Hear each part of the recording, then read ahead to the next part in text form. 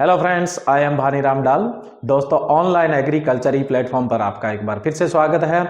दोस्तों, आज अपने हॉर्टिकल्चर में next topic planning of orchard यानी बाग लगाने की योजना एंड लेआउट मेथड यानी रेखांकन की विधियां।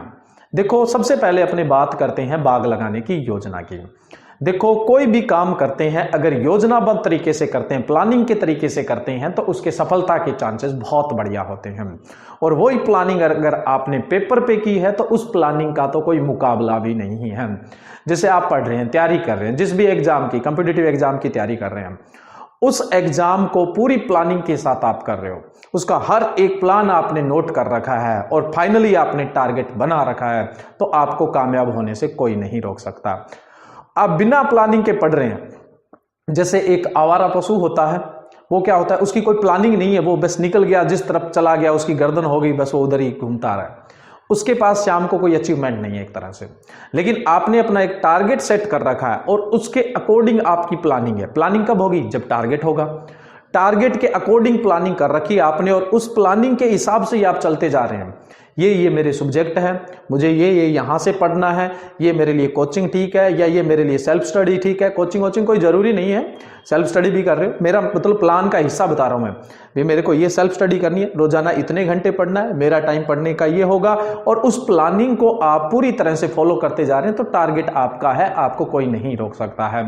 जैसे एक सिंपल सी बात है, मैं आपको बोलूं कि जैसे फुटबॉल का मैदान है और वहां पे अपने खिलाड़ियों को उतार दे फुटबॉल खेलने के लिए, लेकिन उनके पास टारगेट नहीं है, दोनों तरफ गोल ही नहीं लगे हुए, जिसमें वो गोल करते हैं वो गोल वाला नेट ही नहीं बना हुआ, वो कैसे खेलेंगे?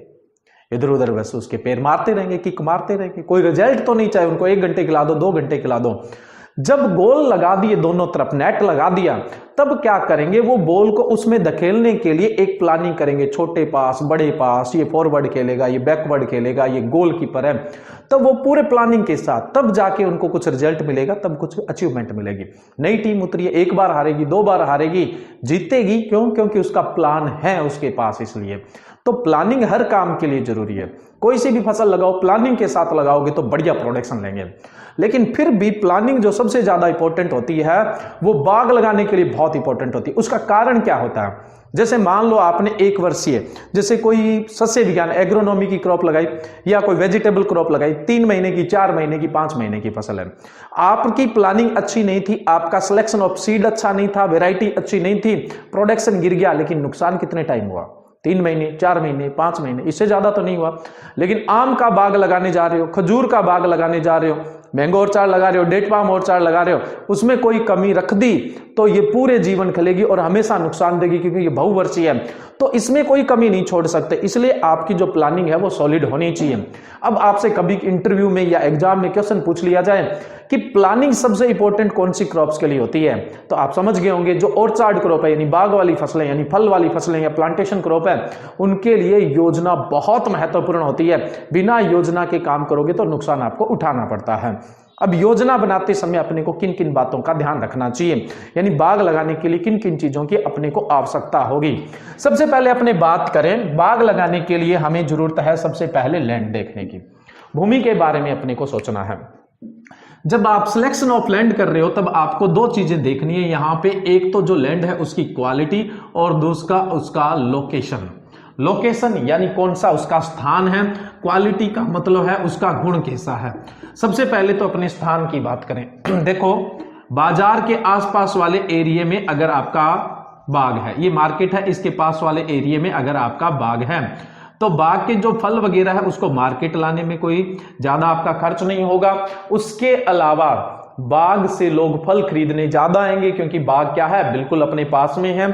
उसके अलावा कोई अगर खाद वाद कुछ भी आप ला रहे हो तो ट्रांसपोर्टेशन कॉस्ट होती है, यातायात की जो खर्च होता है वो कम होता है। इसलिए बाग या तो बाजार के पास में होना चाहिए या बाजार से निकलने वाली जो मुख्य सड़कें होती है उनके पास होना चाहिए। उससे थोड़ा फायदा अपने को ये रहेगा कि आते जाते लोग, आते जाते जो खरीदार है फलों के, वो अपने रैंडमली विजिट करते रहेंगे बाग में, जिससे अपने बाग की बिक्री अच्छी होगी और दाम भी अच्छा मिलेगा। और मुख्य रोड पे व्हीकल बहुत सारे हैं, इसलिए ट्रांसपोर्टेशन कॉस्ट क्या होगी, आने जाने की जो खर्च है, यातायात का जो खर्चा है वो क्या होगा, कम होगा। तो बाग हमेशा मुख्य बाजार के पास में या मुख्य सड़क के पास में होगा। ये तो है अपने लोकेशन। अब दूसरी बात करें, अपने लोकेशन में ये भी चीज ध्यान रखनी है, जगह कोई ज्यादा नीची वीची ना हो, मतलब पानी वगैरह उसमें खड़ा ना हो, वाटर लॉगिंग जैसी समस्या ना हो, जल निकास की बढ़िया व्यवस्था हो। ये तो आपको उस लोकेशन में चीजें देखनी ही देखनी है। समस्या मृदा है वो समस्याग्रस्त नहीं हो, उसमें वाटर लेवल बहुत ज्यादा ऊपर नहीं हो जिससे आप बाग लगा ही नहीं सकते, बहुत ज्यादा एसिडिक नहीं हो, बहुत ज्यादा बेसिक नहीं हो, यानी समस्याग्रस्त मृदाएं नहीं होनी चाहिए, जैसा कि हम सॉइल साइंस में पढ़ते हैं समस्याग्रस्त मृदाओं को। उसके अलावा क्वालिटी की बात करें, देखो सबसे पहले तो अपने बात करें कि मृदा है वो जो अपने जमीन ले रहे हैं वो समतल होनी चाहिए, एंडुलेटेड नहीं होनी चाहिए ऊपर नीचे। अगर थोड़ी बहुत ऊपर नीचे है तो उसको हम समतल कर सकते हैं, लेकिन ज्यादा ऊपर नीचे है तो फिर बहुत ज्यादा खर्चा होगा, फिर उसको लेने की जरूरत नहीं है। दूसरा उसका अपने पीएच देखेंगे, पीएच कितना होना चाहिए, 6.5 से 7.5 के बीच होना चाहिए। सबसे बढ़िया पीएच मान यही होता है, यहाँ पे मृदा समस्याग्रस्त नहीं होगी। इससे कम पीएच है तो भी समस्याग्रस्त है, और इससे ज्यादा पीएच है तो भी मृदा क्या होगी, समस्याग्रस्त होती है। इसलिए मृदाएं होती है उनका पीएच कितना होना चाहिए, 6.5 से 7.5 होना चाहिए। जल निकास बहुत बढ़िया होना चाहिए, पानी खड़े रहने की समस्या नहीं होनी चाहिए। और सबसे बढ़िया जो मिट्टी होती है बाग लगाने के लिए वो लोमी सॉइल होती है। सबसे बढ़िया जो सॉइल होती है वो लोमी सॉइल, लोमी बोले तो दोमट मृदा। तो बाग के लिए आप चुनो तो दोमट मृदा चुनो, अगर दोमट नहीं है तो सिल्ट दोमट या बलवी दोमट पे जा सकते हैं, वो भी बेस्ट क्वालिटी की है। लेकिन सबसे बढ़िया जो क्वालिटी होती है, सबसे बढ़िया जो मिट्टी होती है वो दोमट मिट्टी है। यहाँ पे एक चीज और भी देखनी है आपको, यहाँ मृदा प्रच्छेदिका की गहराई भी देखनी है, क्योंकि जो बाग है उसमें फल वृक्ष लगेंगे और उनकी जड़ें गहराई तक जाती है। इसलिए मृदा प्रच्छेदिका की गहराई है वो कम से कम 2 मीटर होनी चाहिए। ऑन एन एवरेज अगर मैं सेंटीमीटर में बात कर लूं तो कम से कम 180 से 200 सेंटीमीटर तो होना ही चाहिए। 2 मीटर का मतलब होता है 200 सेंटीमीटर। क्यों? क्योंकि जड़ें गहराई तक, अगर मान लो इससे ऊपर कोई कड़ी परत आती है तो जड़ें क्या है, ऊपर ऊपर रह जाएगी, आंधी तूफान हवा तेज चलेगी, उससे पेड़ अपना क्या हो जाएगा, नीचे गिर जाएगा। तो मृदा है उसका पीएच 6.5 से 7.5 होना चाहिए। मृदा दोमट मिट्टी यानी लोमी सॉइल होनी चाहिए, और मृदा प्रच्छेदिका की गहराई है वो कम से कम अपने 2 मीटर होनी चाहिए। जल निकास बढ़िया होना चाहिए, अम्लीय क्षारीय या समस्याग्रस्त मृदाएं नहीं होनी चाहिए। सबसे पहले तो हमने ये देखा, ठीक है। अगर हमें भूमि ठीक लगती है, जिस एरिया में अपने भूमि लेने की सोच रहे हैं, फिर अपने नेक्स्ट चीज क्या देखेंगे, नेक्स्ट देखेंगे जलवायु, क्लाइमेट। देखो जलवायु तो देखनी इसलिए है ताकि हम उस जलवायु के अनुसार क्या कर सकें, फलों का चयन कर सकें। यहां पे कौन सा फल लगाएं, इस पर 2-3 चीजें निर्भर करती हैं। देखो एक तो क्या है, क्लाइमेट, जलवायु भी निर्भर करेगी, दूसरी सिंचाई की व्यवस्था भी निर्भर करेगी, तीसरी मृदा है, कौन सी मृदा है पर्टिकुलर वो भी। ये तीनों चीजें इस बात को पर निर्भर, ये तीनों चीजों पर निर्भर करेगा कि कौन सा आपको फल चयन करना है, कौन सी उसकी किस्म चयन करनी है। जैसे जलवायु की मैं बात करूं, अगला अपना पॉइंट था जलवायु। जलवायु देखना इसलिए जरूरी है क्योंकि जलवायु के अनुसार ही अपने फल और उसकी किस्म का चयन किया जाएगा। जैसे शीतोष्ण जलवायु है, वहां पे आप सेब लगा सकते हो, नाशपाती लगा सकते हो, खुमानी लगा सकते हो। उष्ण जलवायु है तो उसके अकॉर्डिंग आप आम, केला, पपीता लगाओगे। अगर जलवायु उपोष्ण है तो नींबू वर्गीय वगैरह लगाओगे। उपोष्ण में ही अगर शुष्क जलवायु है तो आप बेर, खजूर, बेलपत्र, अनार, इस तरह के फलों का चयन करोगे। तो फलों का जो चयन है वो किसके हिसाब से किया जाएगा, एक तो जलवायु के हिसाब से। दूसरा देखो जलवायु के लिए फलों का जो चयन है उसके अलावा अपने किस्मों का भी चयन जलवायु के अनुसार करते हैं। जैसे मानो कि बेर है वो सूखा सहन करने वाली फसल है, लेकिन उसकी गोला और सेब किस्म है वो बहुत ज्यादा सूखा सहन करती है। अनार है वो भी सूखा सहन कर लेता है, लेकिन उसकी जोधपुरी रेड है वो सबसे ज्यादा सूखा सहन करने वाली है। तो जलवायु के अनुसार फल का ही चयन नहीं, उसकी किस्म का भी क्या किया जाता है, चयन किया जाता है। तो जलवायु के अनुसार अपने देखेंगे कि कौन से फल का चयन करें या कौन सी किस्म का चयन करें। अब देखिए अपने जो फलों का वर्गीकरण पढ़ेंगे उसके अंदर जलवायु के अनुसार फलों का वर्गीकरण पढ़ेंगे, तो उसमें अलग अलग जलवायु के फल दिए हुए हैं, उसके हिसाब से अपने क्या है, चयन किया जाता है। तो जलवायु का बहुत बड़ा रोल रहता है। उसके बाद अपनी बात करें सिंचाई, जहां सिंचाई की जो व्यवस्था है बहुत बढ़िया है, वहां अधिक पानी चाहने वाले फल लगा सकते हैं, जैसे केला, पपीता, आम, इस तरह के फल जो ज्यादा पानी चाहते हैं उनको लगा सकते हैं। जहां सिंचाई की व्यवस्था कमजोर है, पानी की कमी है, वहां पे फिर आप सूखा चाहने वाले जो फल है वो लगाओगे। जैसे आपने खजूर लगा दिया, बेर लगा दिया, बेलपत्र लगा दिया, आंवला लगा दिया। तो सिंचाई, जलवायु, इन दोनों के हिसाब से हमने बात की कि फल कौन सा चयन करना है अपने को या उसकी किस्म कौन सी चयन करनी है। उसके अलावा मृदा भी ये डिसाइड करती है कि फल कौन सा आपको चयन करना है। देखो दोमट मिट्टी है तब तो आप कोई सा भी फल लगा सकते हो, कोई दिक्कत नहीं है। लेकिन बालू मिट्टी है, उसकी जल धारण क्षमता कम है, तब आप कौन सा लगाओगे? जाहिर सी बात है सूखा चाहने वाला लगाओगे। मिट्टी दोमट है तो कोई सा भी लगा सकते हैं। और क्ले मिट्टी है तब आप जनरली जो मतलब नमी के लिए क्या होते हैं, नमी से बहुत जल्दी खराब हो जाते हैं, यानी ज्यादा मॉइस्चर की वजह से, पानी ज्यादा रुकने की वजह से ज्यादा खराब हो जाते हैं। डैम्पिंग ऑफ, कॉलर रोट, पद विगलन रोग, इस तरह के जिनमें रोग होते हैं वो क्ले मिट्टी में अपने जनरली नहीं लगा सकते हैं। तो मृदा, जलवायु और सिंचाई ये डिसाइड करेगा कि आपको कौन सा फल और उसकी कौन सी किस्म का चयन करना है। मृदा में सबसे बढ़िया हमने बात की दोमट मिट्टी, लोमी सॉइल होती है। जलवायु हम नहीं चुनेंगे, हम जलवायु के अनुसार फल और उसकी किस्म को चुनेंगे, क्योंकि जिस एरिया में हम बाग लगाना चाहते हैं वहां की जलवायु तो नहीं बदल सकते आप, है ना। जलवायु तो वही रहनी है, उस जलवायु के अनुसार फल और उसकी किस्म का चयन हो जाएगा। सिंचाई की जो व्यवस्था है, सिंचाई की व्यवस्था के अनुसार ही अपने क्या है, फल की जल मांग देखेंगे और वो फल क्या है अपने चुनेंगे। अब अपने ठीक है क्लाइमेट की बात आ गई, नेक्स्ट अपने बात आती है सिंचाई, इरिगेशन। देखो सिंचाई के हिसाब से ठीक है अपने फलों का चयन करेंगे, जैसे ज्यादा पानी चाहने वाली फल है, जैसे पपीता है, केला है, आम है, तो जहां पानी की उपलब्धता अच्छी है वहां पे इनको लगा देंगे।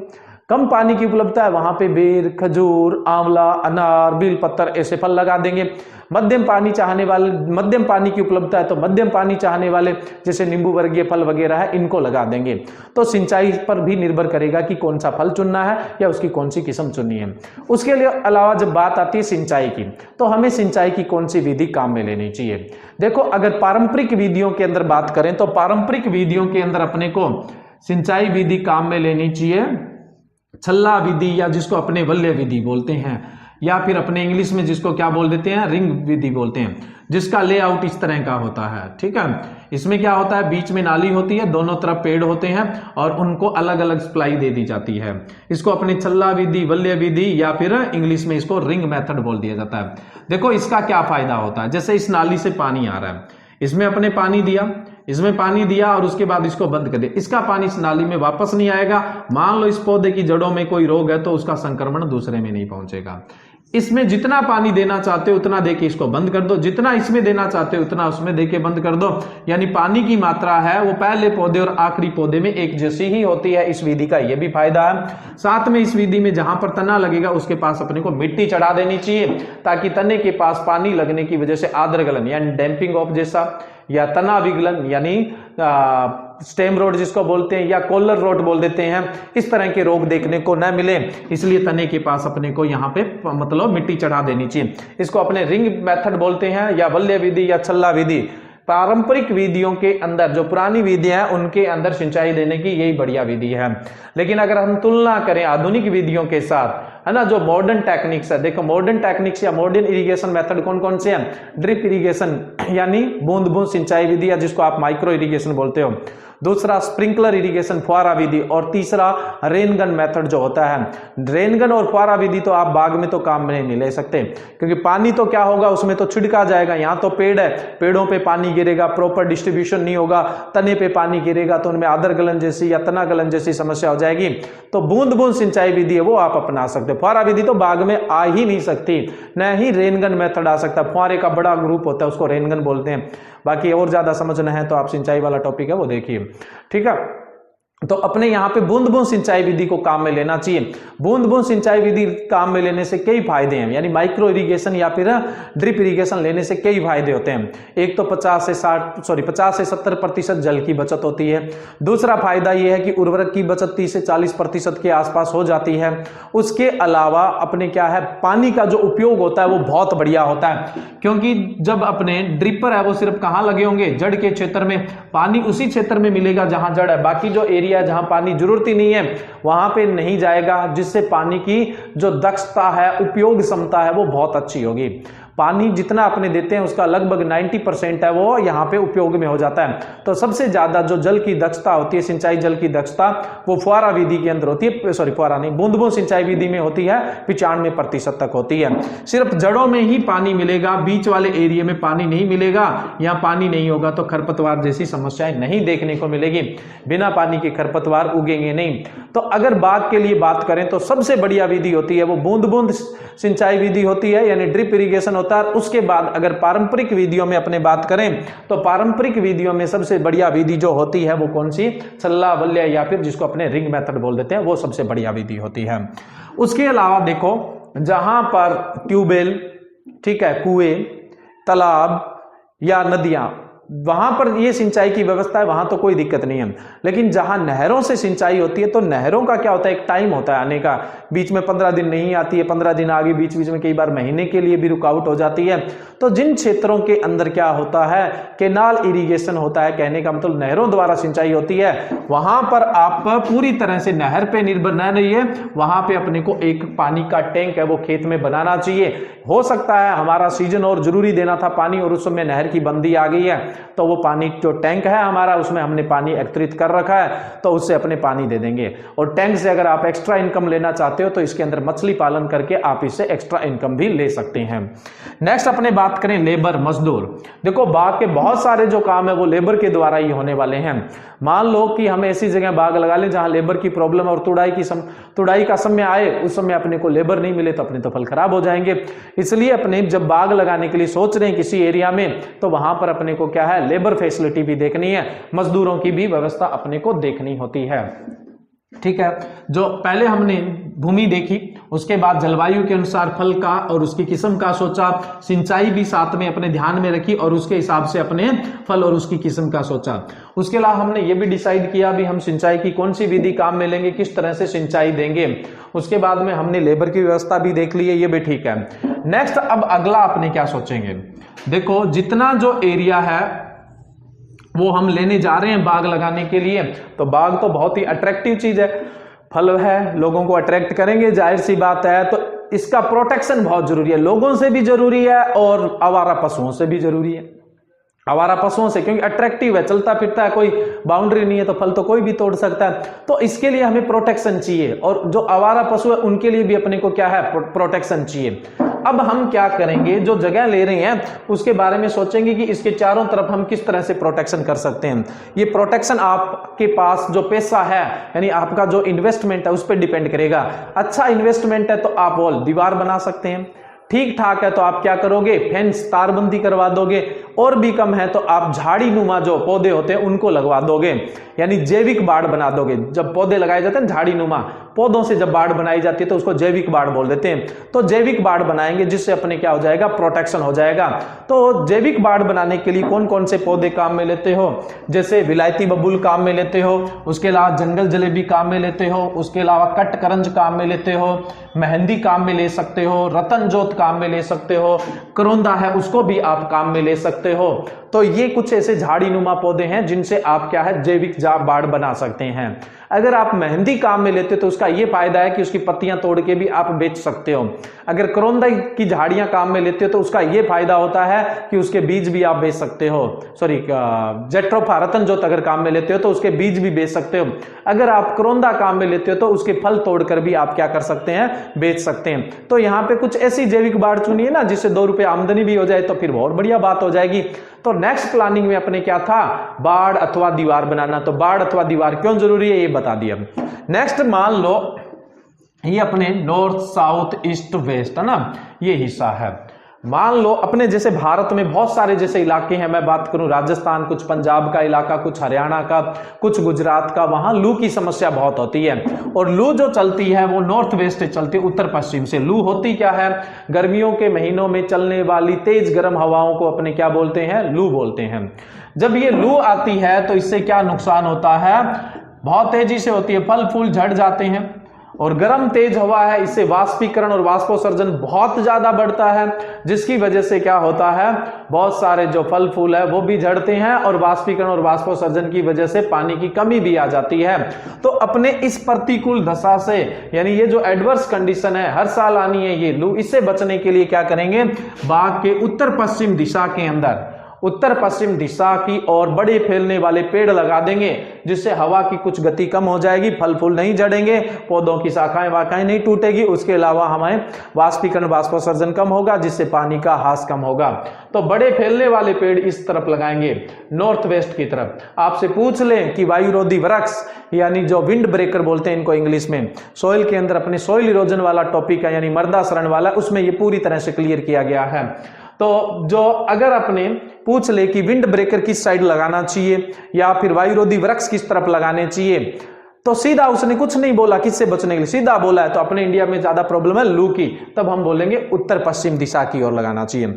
कुछ एरिया में शीतलहर की समस्या होती है और शीतलहर जो है वो आती है उत्तर पूर्व दिशा से, शीतलहर उत्तर पूर्व दिशा से। तो कुछ क्षेत्र में शीतलहर से बचने के लिए भी विंड ब्रेकर लगाया जाता है, तब अपने उत्तर पूर्व दिशा में लगाएंगे।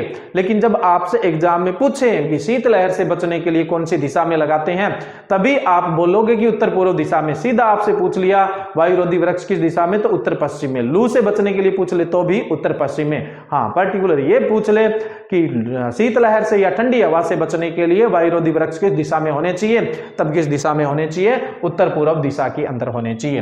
तो हमने वायुरोधी वृक्ष की भी यहां पर बात कर ली है। अब नेक्स्ट जो अपने बात आती है प्लानिंग के अंदर, भी ठीक है हमने सोच लिया ये जगह लेनी है, यहां पर ये सिंचाई की व्यवस्था है, ये फल लगाना है, ये करना है। अब बात आती है भी अपने इस बाग के अंदर ही रहेंगे, फार्म हाउस यहीं पे रखेंगे, अपना घर यहीं पे रखेंगे।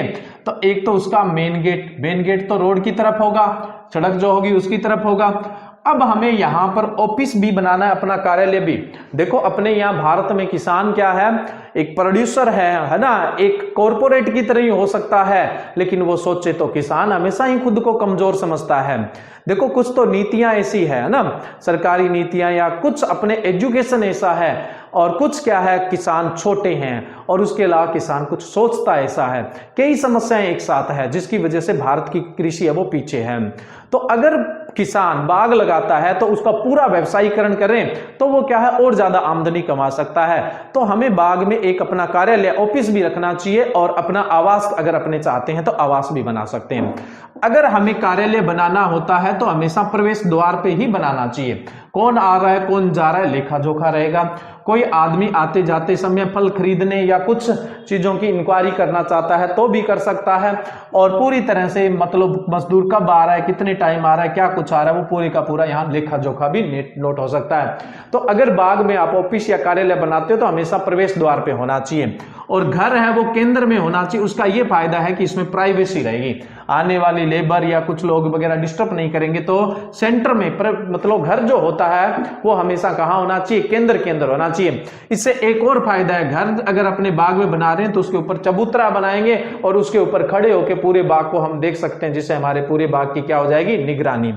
तो यहां से अपनी डिस्टेंस भी क्या है, चारों तरफ लगभग एक जैसी पड़ेगी। बाग के किसी कोने में जाना है तो किसी तरह का कोई दिक्कत नहीं होगा। आपने अगर किसी कोने में घर बनाया है तो आपका जो निगरानी का एरिया है वो आपके बाग से ज्यादा पड़ोसियों के खेत का ज्यादा हो जाएगा। भी आप यहां खड़े होकर देखोगे तो चारों तरफ समान दिखता है, देखो अपना बाग इतना ही कवर होगा, लोगों के खेत ज्यादा कवर हो जाएंगे। इसलिए जो केंद्र है वो ठीक है। यहां से आपको यहां जाना पड़ेगा तो आपको डिस्टेंस भी क्या लगेगी, ज्यादा लगेगी। इसलिए घर है वो सबसे बढ़िया तरीका होता है केंद्र में। तो आवास है, रेजिडेंस है वो सेंटर में होना चाहिए, और जो ऑफिस है वो हमेशा कहां पर होना चाहिए, प्रवेश द्वार पे होना चाहिए। उसके बाद ये हो गया अपने कार्यालय और आवास के लिए योजना। उसके बाद नेक्स्ट अपने बात करें कि बाग है उसमें किस तरह से अपने ब्लॉक बनाएंगे। देखो अपने जगह कितनी खरीद रहे हैं उस पर डिपेंड करेगा। और बाग में क्या होता है, एक जो ब्लॉक होता है ना वो 1 हेक्टर का है, वो बढ़िया रहता है। फिर क्या होता है, अपने को बहुत सारी चीजों में आसानी हो जाती है। जैसे हमने 4 हेक्टर का खेत खरीदा तो हम इसको क्या कर देते हैं, 4 भागों में बांट देते हैं। यानी एक ब्लॉक होता है वो कितने एरिया का रख लेते हैं, अपने 1 हेक्टर का रख लेते हैं।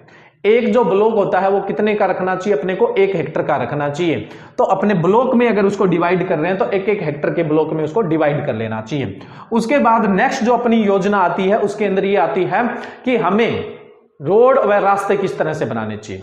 देखो, अगर आपने सिर्फ 1 हेक्टर की जगह ली है तो इसमें कोई आपको विशेष रोड रास्ते बनाने की जरूरत नहीं है, सिर्फ अपने यहाँ पे व्हीकल वगैरह खड़े हो जाए इतना स्पेस रख देते हैं और कुछ नहीं है, बाकी जो मुख्य सड़क है उसके पास ही स्पेस रख देंगे। लेकिन अगर आप बाग 2 हेक्टर 4 हेक्टर 6 हेक्टर 8 हेक्टर जितना बड़ा होगा उतने ही रोड व रास्ते होंगे।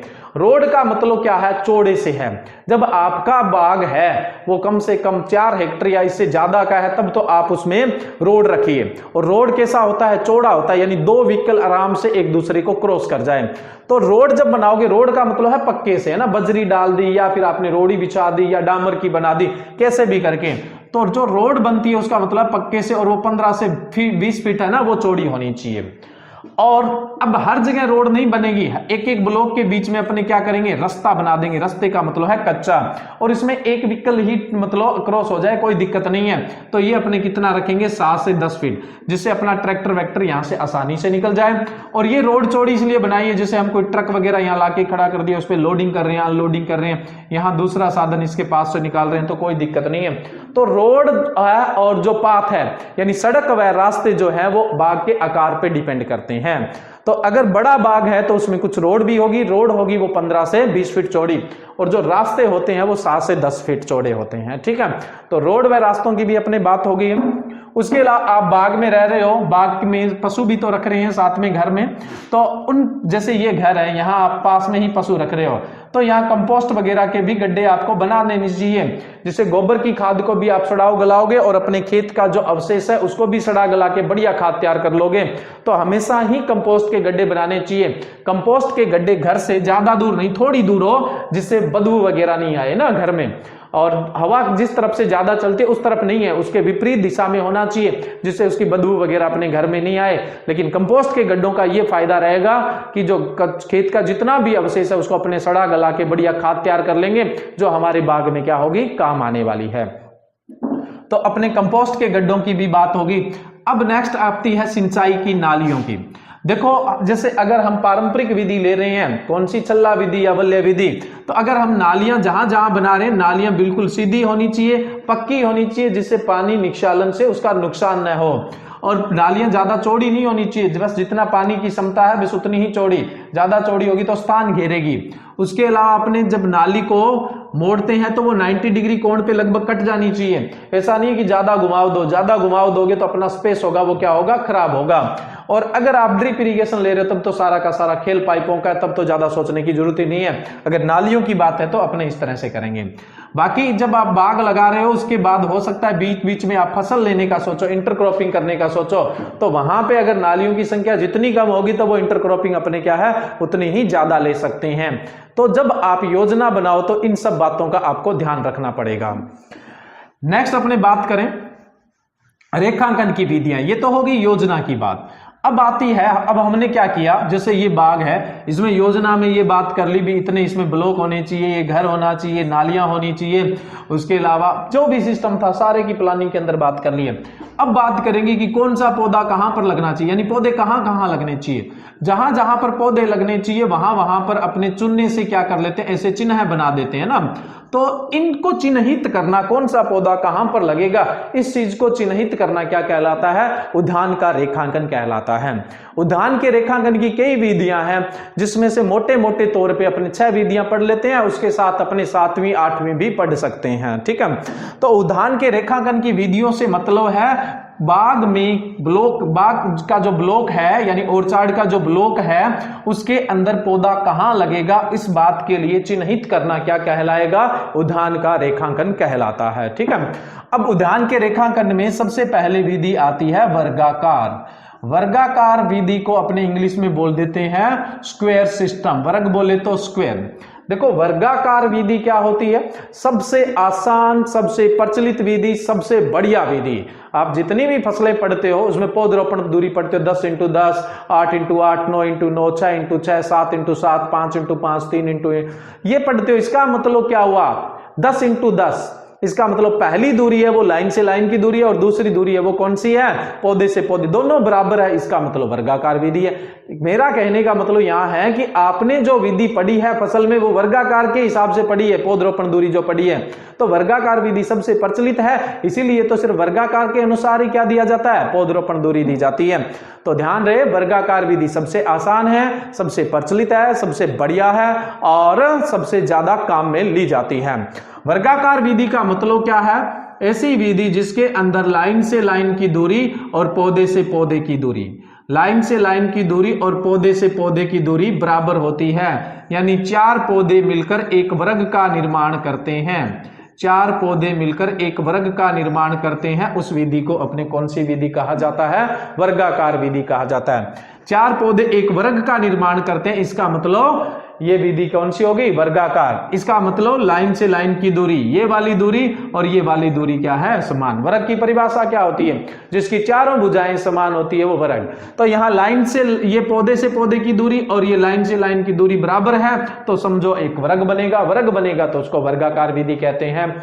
तो जिसमें लाइन से लाइन की दूरी और पौधे से पौधे की दूरी समान रखी जाती है वो वर्गाकार विधि होती है, अर्थात इसमें 4 पौधे मिलकर एक वर्ग का निर्माण करते हैं। ठीक है, अब देखो जब भी आप लेआउट करते हो तो आपको थोड़ा ध्यान देना होता है। जैसे ये एक ब्लॉक है अपने बाग का, अब इसके अंदर जब आप पौधरोपण स्टार्ट करते हो तो पहला पौधा कितनी दूरी पे लगाओगे।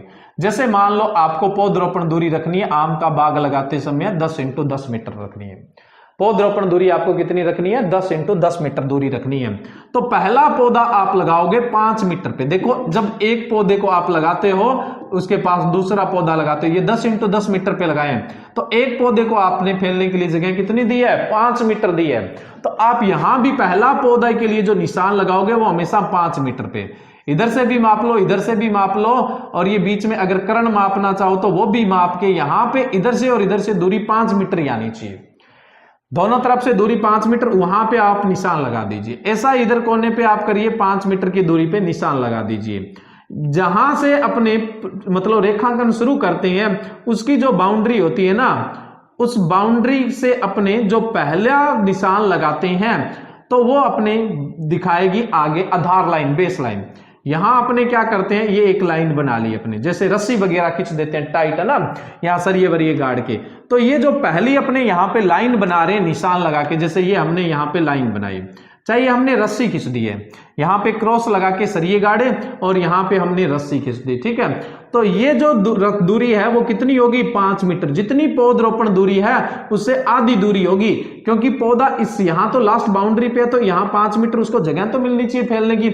आप सपोज करो यहां बिल्कुल कोने में आपने घुसा के पौधा लगा दिया, तो उस पौधे की कैनोपी तो अपने इस ब्लॉक से बाहर निकल जाएगी। रास्ता है तो उस रास्ते को रोकेगी, और जो कोई मेन रास्ता है, पब्लिक का रास्ता है, तो आते जाते स्वयं फल वृक्ष को क्या करेंगे, नुकसान पहुंचाएंगे। तो यहां पे लगाओ, अंदर की तरफ लगाओ, ताकि ये अपने खेत के दायरे में ही रहे, बाहर नहीं जा पाए। इसलिए पहला जो पौधा हमेशा निशान लगाते हैं आप, यानी आधार लाइन जो है वो बाउंड्री से, सीमा से पौधरोपण दूरी से आधी दूरी पे रखी जाती है। इसी तरह से आप इस कोने पर क्या कर लीजिए, निशान लगा लीजिए। इधर भी क्या है, आप एक लाइन बना लीजिए। लाइन बोले तो आप सरिये गाड़ के रस्सी खींच लीजिए। बीच बीच में इसको माप के देख लिए अपनी लाइन है वो तिरछी तो नहीं हो गई है, ताकि एक्यूरेसी, क्योंकि बहुत बढ़िया रेखांकन किया हुआ जो बाग होता है ना, उसको किसी भी एंगल से आप देख लो, हमेशा ही क्या लगेगा, एकदम ऐसे लगेगा कि बहुत ही बढ़िया ज्यामिति में। किसी भी कोने से आप उसको देख लीजिए, वो हमेशा आपको ज्यामिति के अंदर ही लगता है। वो हर कोने से देखने पे बहुत बढ़िया अनुशासन में लगता है। वो अनुशासन कब आएगा, जब अपनी पहली लाइन, जिसको अपने आधार लाइन, क्योंकि पूरे का पूरा इन 2 लाइनों पे ही अपना टिका होगा। ये 2 लाइनें इधर से भी ले सकते हो, कहीं से भी ले सकते हो। पहली जो 2 लाइनें आपने सेट की है वो आधार लाइन, या फिर अपने इनको बेस लाइन बोलते हैं। कई बार पूछ लिया जाता है सीमा से, यानी दीवार से, बाड़ से, रास्ते से आधार लाइन की दूरी कितनी होनी चाहिए, जितनी पौधरोपण दूरी है उससे आधी रखनी चाहिए। जैसे हम 10 × 10 पे लगा रहे हैं, तो 10 की आधी कितनी होनी चाहिए, 5 मीटर। अब जब ये लाइन आपने बहुत बढ़िया तरीके से बना ली, उसके बाद यहां से मापिए 10 मीटर, यहां से मापिए 10 मीटर, यहां से टेप फित्ता लगाइए, यहां से फित्ता लगाइए, दोनों जगह कटेगा 10 मीटर पे, वो अगले पौधे के लिए निशान लगा दीजिए। फिर इसी तरह से पूरे का पूरा और चार्ट अपना क्या है चलता जाएगा और अपने इस पे निशान लगाते जाएंगे, रेखांकन करते जाएंगे।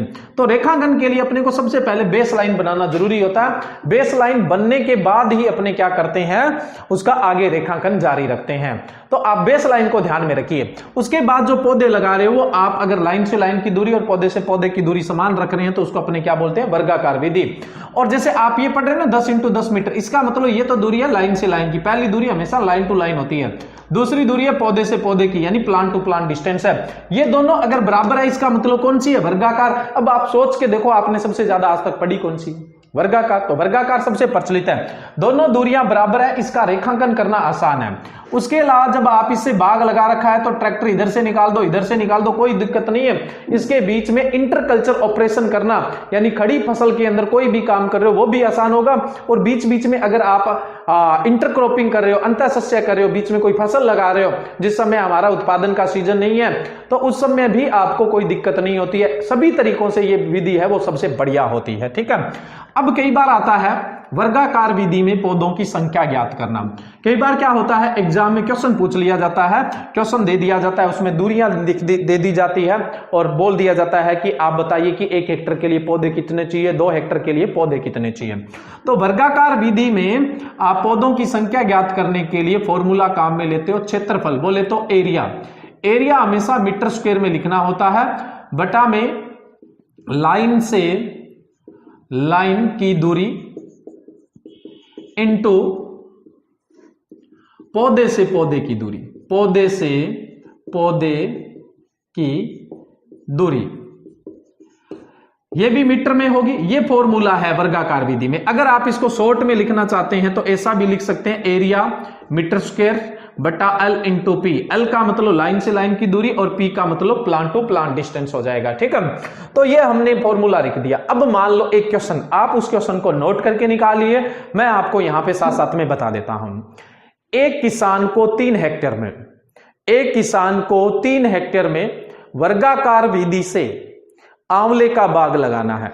एक किसान को 3 हेक्टेयर में वर्गाकार विधि से आंवले का बाग लगाना है जिसमें वो लाइन से लाइन की दूरी 9 मीटर रखता है और पौधे से पौधे की दूरी 9 मीटर रखता है। तो किसान को कुल कितने पौधों की आवश्यकता होगी। लाइन से लाइन की दूरी 9 मीटर रखी है और प्लांट टू प्लांट पौधे से पौधे की दूरी भी उसने कितनी रखी है 9 मीटर। दोनों दूरी समान है तभी तो वर्गाकार विधि है ना। अब हमें पौधों की संख्या ज्ञात करनी है। उसने बोला 3 हेक्टेयर में, हमें उसने एरिया दिया हेक्टेयर में और हमें लिखना है फॉर्मूले में मीटर में। तो आपको पता होना चाहिए 1 हेक्टेयर के बराबर 10,000 मीटर स्क्वायर होता है। तो 1 हेक्टेयर के बराबर 10,000 होता है तो इसने कितना दिया है 3 हेक्टेयर। 1 हेक्टेयर में 10,000 तो 3 हेक्टेयर में कितना हो जाएगा 30,000। लाइन से लाइन की दूरी कितनी है 9, पौधे से पौधे की दूरी कितनी है 9। अब आप इसकी कैलकुलेशन कर दीजिए, जैसे 9 × 27 30, ये 3,333 से कट जाएगा। फिर आप इस 9 से काट दीजिए, 9 × 27, अब बच गया 6 3 63 हो गया, 9 × 6 54 और 7 × 63। फिर आगे ये कट गया, फिर अपने को एक 0 उतारना पड़ेगा तो लगभग 370 पौधे लगेंगे। लगभग कितने पौधे लग जाएंगे अपने 370 पौधे लग जाएंगे। पॉइंटों में कभी आंसर नहीं निकालना है क्योंकि पौधा तो पूरा लगेगा, कभी पॉइंट में तो लगेगा ही नहीं। तो अपने को 3 हेक्टेयर में कितने पौधे चाहिए 370 पौधे चाहिए।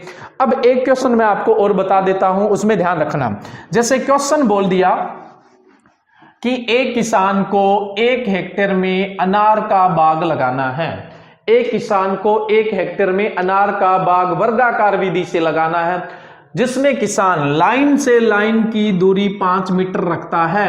तो किसान को कुल कितने पौधों की आवश्यकता होगी। उसने एरिया बताया 1 हेक्टेयर, लाइन से लाइन की दूरी बताई 5 मीटर और विधि बताई वर्गाकार, लेकिन पौधे से पौधे की दूरी नहीं बताई। अब कैसे निकालोगे पौधे से पौधे की दूरी।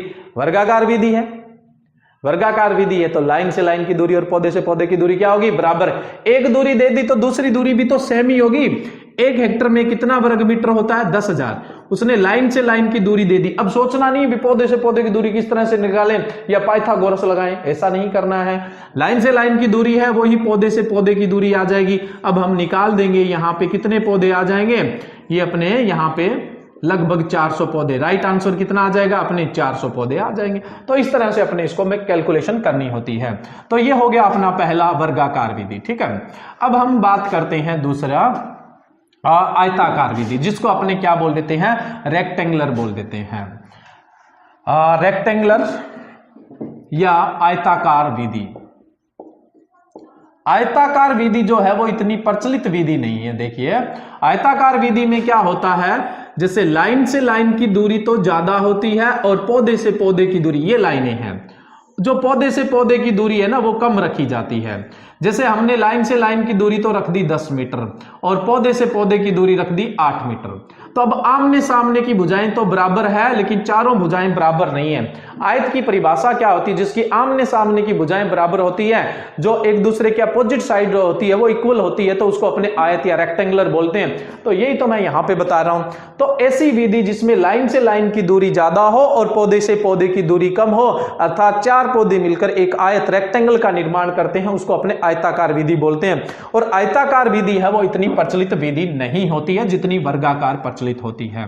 इसमें भी पौधों की संख्या ज्ञात करने का सेम ही फॉर्मूला रहता है, एरिया मीटर स्क्वायर में बटा में L इंटू पी, पूरा लिखना तो वो सेम ही फॉर्मूला है। अब आपको क्वेश्चन दे दे, एक किसान को 2 हेक्टेयर में, एक किसान को 2 हेक्टेयर में बेर का बाग लगाना है, जिसमें पौधरोपण दूरी रखी जाती है, जिसमें लाइन से लाइन की दूरी रखते हैं 8 मीटर और पौधे से पौधे की दूरी रखते हैं 6 मीटर।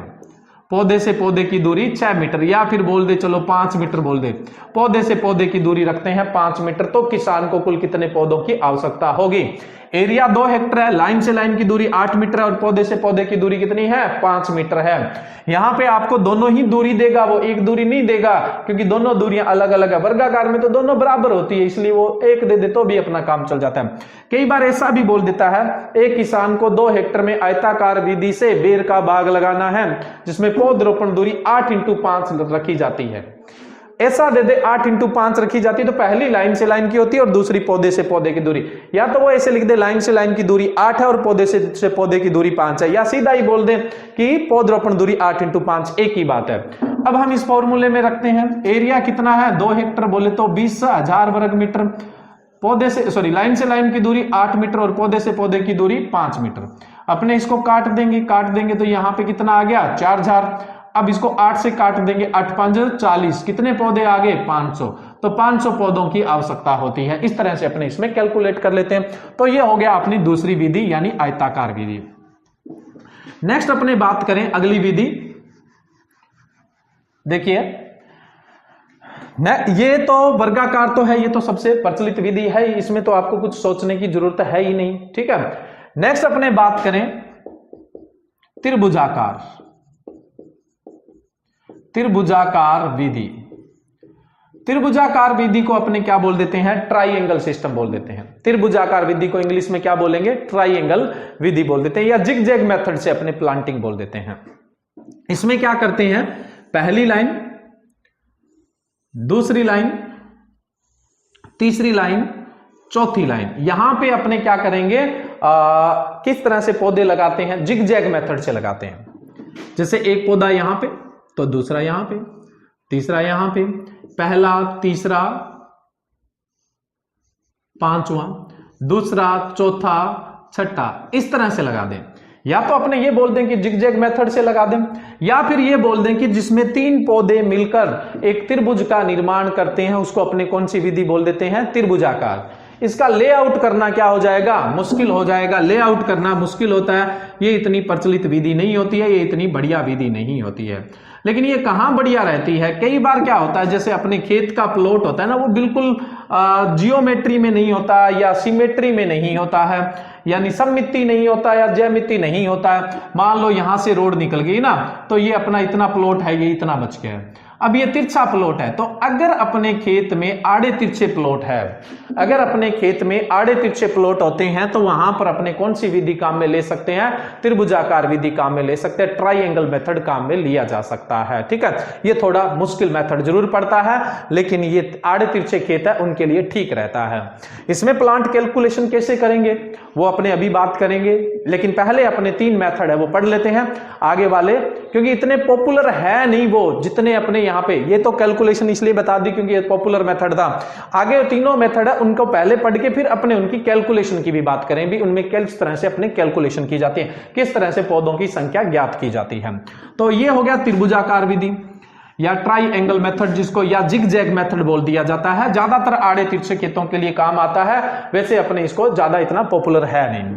चौथी विधि की अपने बात करें तो नेक्स्ट है वो है हेक्सागोनल, षटभुजाकार। षटभुजाकार देखो इस विधि में और जो त्रिभुजाकार विधि है उसमें कोई बड़ा डिफरेंस नहीं होता है। बड़ा डिफरेंस कैसे नहीं होता? जब आप त्रिभुजाकार विधि काम में लेते हो तो उसमें क्या होता है कि ये जो डिस्टेंस होती है पौधों से पौधों की, ये इक्वल रखी जाती है। इस तरह से अपने जिग जैग मेथड काम में ले रहे हैं ना, तो पौधों से पौधों की डिस्टेंस इक्वल रखते हैं, तो ये लाइन से लाइन की डिस्टेंस भी क्या है? इक्वल आ जाती है। लेकिन जब आप षटभुजाकार विधि काम में ले रहे हैं तो षटभुजाकार विधि में क्या होता है, जैसे ये, तो षटभुजाकार विधि में पौधे से पौधे की दूरी तो क्या है, जैसे मान लो 10 मीटर है, तो ये लाइन से लाइन की जो दूरी आएगी ना वो कभी भी 10 मीटर नहीं होगी। लाइन से लाइन की दूरी हमेशा कम होती है षटभुजाकार में, पौधे से पौधे की दूरी होती है ना वो जरूर ज्यादा पड़ जाती है। लगभग मान लो अगर पौधे से पौधे की दूरी आप 10 मीटर लेके चल रहे हो ना, तो लाइन से लाइन की दूरी है वो कम हो जाती है, 8.6 या 8.7 के आसपास ही आती है। तो ये एक थोड़ा डिफरेंस होता है, और इसी वजह से क्या होता है, जो षटभुजाकार विधि होती है, हेक्सागोनल जो मेथड होता है, उसमें वर्गाकार विधि की तुलना से 15% अधिक वृक्ष लगते हैं, इसीलिए इसको सघन खेती या बाजार के आसपास वाले क्षेत्र में काम में ली जाती है। बाकी अदरवाइज आप सभी लाइनों को मिला दो तो आपको दिखेगी तो ये भी कौन सी विधि की तरह ही, त्रिभुजाकार विधि की तरह दिखेगी। लेकिन यहां जो ये लाइनें हैं, ये जो डिस्टेंस है ना, लाइन टू लाइन डिस्टेंस, ये पौधे से पौधे की दूरी से हमेशा क्या होती है, कम होती है। ये फर्क है और इसी वजह से 15% पौधे अधिक देखने को मिलते हैं। तो ये अपने कौन सी विधि हो गई, षटभुजाकार विधि हो गई, या फिर अपने इसको क्या बोल देते हैं, हेक्सागोनल सिस्टम बोल देते हैं। इसमें अपने प्लांट कैसे कैलकुलेट करते हैं, एक विधि और पढ़ लेते हैं, अपने 5 विधियां हो जाएगी, उसके बाद अपने बात करेंगे भी हाँ ये त्रिभुजाकार, षटभुजाकार, और अगली अभी हम पढ़ रहे हैं क्विनिक्स या पूरक विधि या पंचपौधा विधि जिसको बोल देते हैं। तो नेक्स्ट जो अपनी विधि है वो पंचपौधा विधि, या फिर अपने इसको कई बार पंचभुजाकार भी बोल देते हैं, लेकिन पंचभुजाकार जैसा कुछ होता नहीं है, इसमें बोलना नहीं चाहिए, लेकिन कई किताबों में लिख दिया जाता है, कई बार पूछ भी लिया जाता है। पंचभुजाकार या फिर इसको क्विनिक्स विधि भी बोल देते हैं, तो क्विनिक्स विधि भी बोला जाता है। इसके अलावा इसको पूरक विधि भी बोलते हैं, क्विनिक्स विधि भी बोल देते हैं, या फिर इसको अपने क्या बोल देते हैं, पूरक विधि भी बोल दिया जाता है। देखो पंचभुजाकार विधि या पंचपौधा विधि या क्विनिक्स विधि या फिर पूरक विधि बोले तो फिलर मेथड है ना, इसमें क्या होता है, ये कुछ नहीं है, बस एक सिर्फ और सिर्फ वर्गाकार विधि की तरह ही है। वर्गाकार विधि से आपने क्या है, बाग लगाया, जैसे ये वर्गाकार विधि से आपने बाग लगा दिया, ये इस तरह से वर्गाकार विधि से आपने बाग लगा दिया, ये बाग लगा दिया वर्गाकार विधि से, वर्गाकार विधि से आपने बाग लगा दिया। तो अब क्या होगा कि प्रत्येक वर्ग के बीच में आपने क्या है, कोई पौधा लगा दिया, ये इस तरह से बीच में आपने पौधा लगा दिया। थोड़ा मैं बड़ा बना देता हूं ताकि आपको बहुत बढ़िया तरीके से समझ में आए। देखो जब हम वर्गाकार विधि से बाग लगाते हैं तो वर्गाकार विधि में अगर हम बड़े फल वृक्ष लगा देते हैं, अगर बड़े फल वृक्ष लगा देते हैं तो वो देरी से फलन देना शुरू करते हैं, 1 साल बाद तो नहीं देने वाले, 2 साल बाद भी नहीं देने वाले, कुल मिला के अपने को 5 से 6 साल लग जाते हैं, तब जाके उनके अंदर फलन मिलता है। तो हमें लगता है कि जो हमारा बाग है वो शुरू के 4-5 साल तक क्या है, उत्पादक नहीं है। जैसे ये हमने वर्गाकार विधि से बाग लगा दिया और हम चाहते हैं कि हमारा बाग पहले साल से ही क्या है, कुछ न कुछ उत्पादन देना शुरू कर दे, कुछ न कुछ उत्पादन देना शुरू कर दे। इसलिए अपने क्या करते हैं, जो प्रत्येक वर्ग के बीच में, प्रत्येक वर्ग के केंद्र में ऐसे पौधे लगा देते हैं जो छोटे होते हैं, जल्दी फलन देना शुरू कर देते हैं। ठीक है, तो ऐसे पौधे लगा देंगे जिनसे हम फलन लेना शुरू कर देते हैं पहले साल ही, जिनमें फलन आने लग जाता है। जैसे ही ये वर्गाकार विधि के जो मुख्य पौधे जो हमने काले यहाँ पे निशान लगाए, ये फलन देना शुरू करे, तो ये जो पौधे हमने लगाए थे शुरुआती अवस्था में उत्पादन देने के लिए, इनको बाग से हटा देते हैं।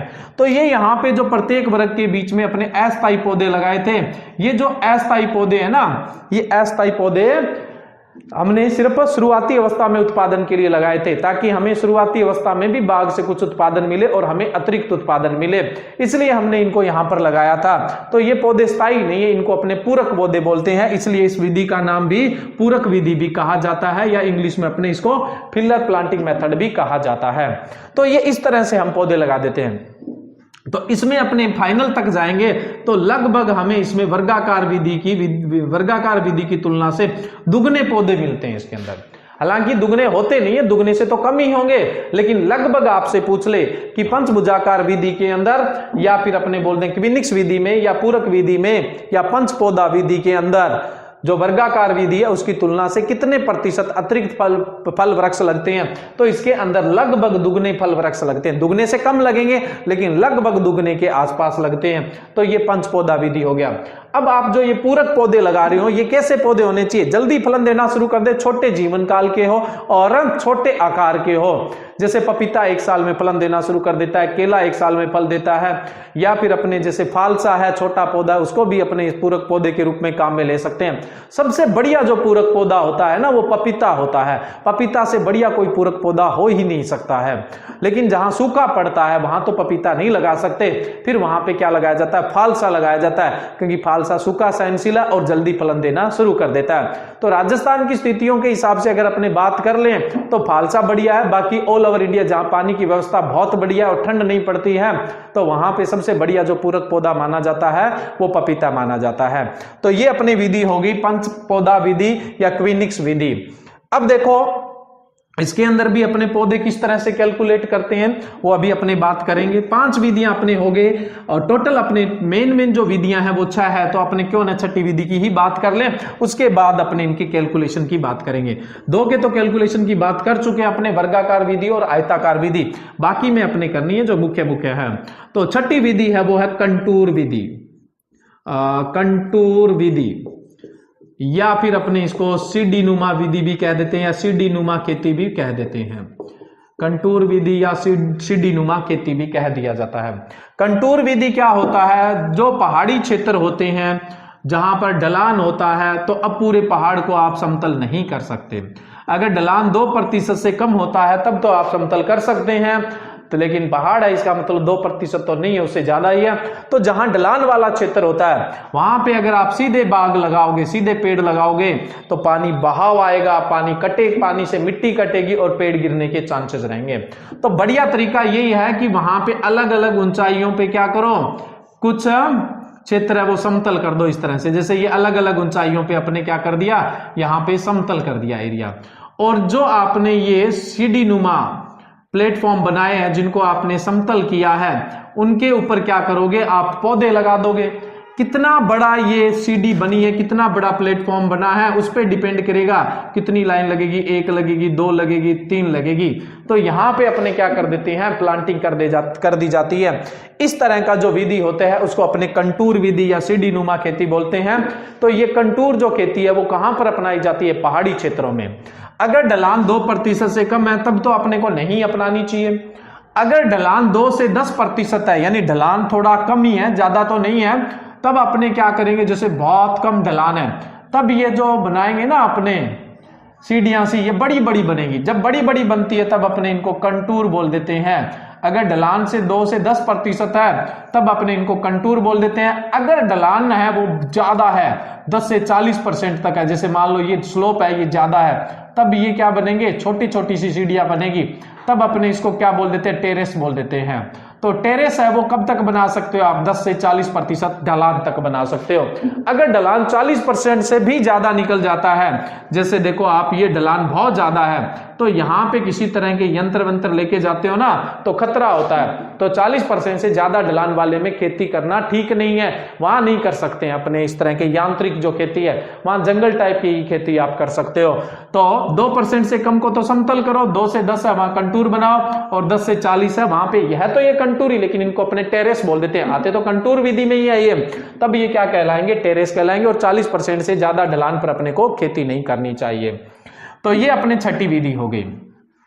अब देखो जैसे मैंने ये बताया कि ये जो कंटूर बनते हैं, यहां पे अपने क्या है, 1 लाइन लगे 2 लाइन लगे, वो किसी भी सिस्टम से लगा सकते हैं, लेकिन जनरली होता क्या है भी ये जो एरिया है इसको अपने यूटिलाइज करने की कोशिश करते हैं। तो इसमें क्या करते हैं, लाइन से लाइन की दूरी तो ठीक है प्रॉपर रख लेंगे, यहाँ पे जैसे पौधे लगा रहे हैं अपने, लेकिन पौधे से पौधे की दूरी अपने क्या करते हैं, बहुत कम रखते हैं। जनरली जो लाइन से लाइन की दूरी रखते हैं ना, उससे आधी दूरी ही रखते हैं। अगर लाइन से लाइन की दूरी से पौधे की दूरी, लाइन से लाइन की दूरी से पौधे की दूरी आधी या इससे कम होती है तो इसको हेजरो सिस्टम बोलते हैं।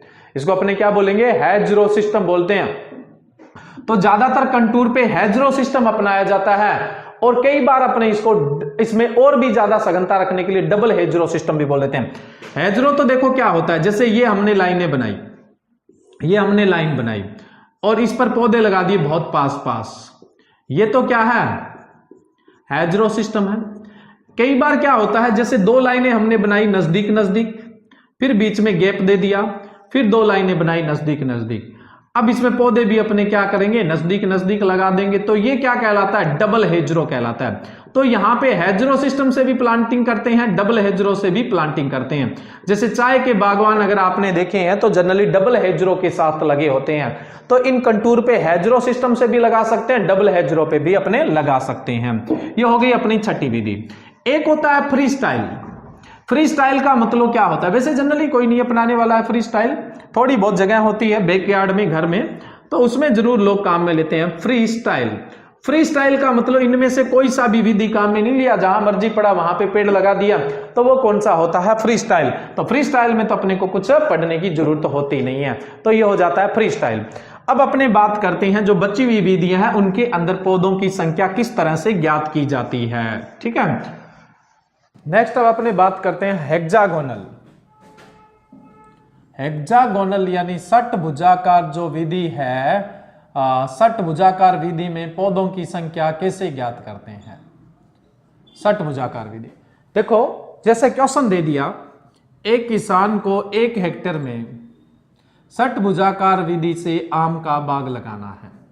एक किसान को 1 हेक्टेयर में षटभुजाकार विधि से आम का बाग लगाना है, जिसमें पौधे से पौधे की दूरी 10 मीटर रखी जाती है ना। पौधे से पौधे की दूरी ही दी जाती है षटभुजाकार में।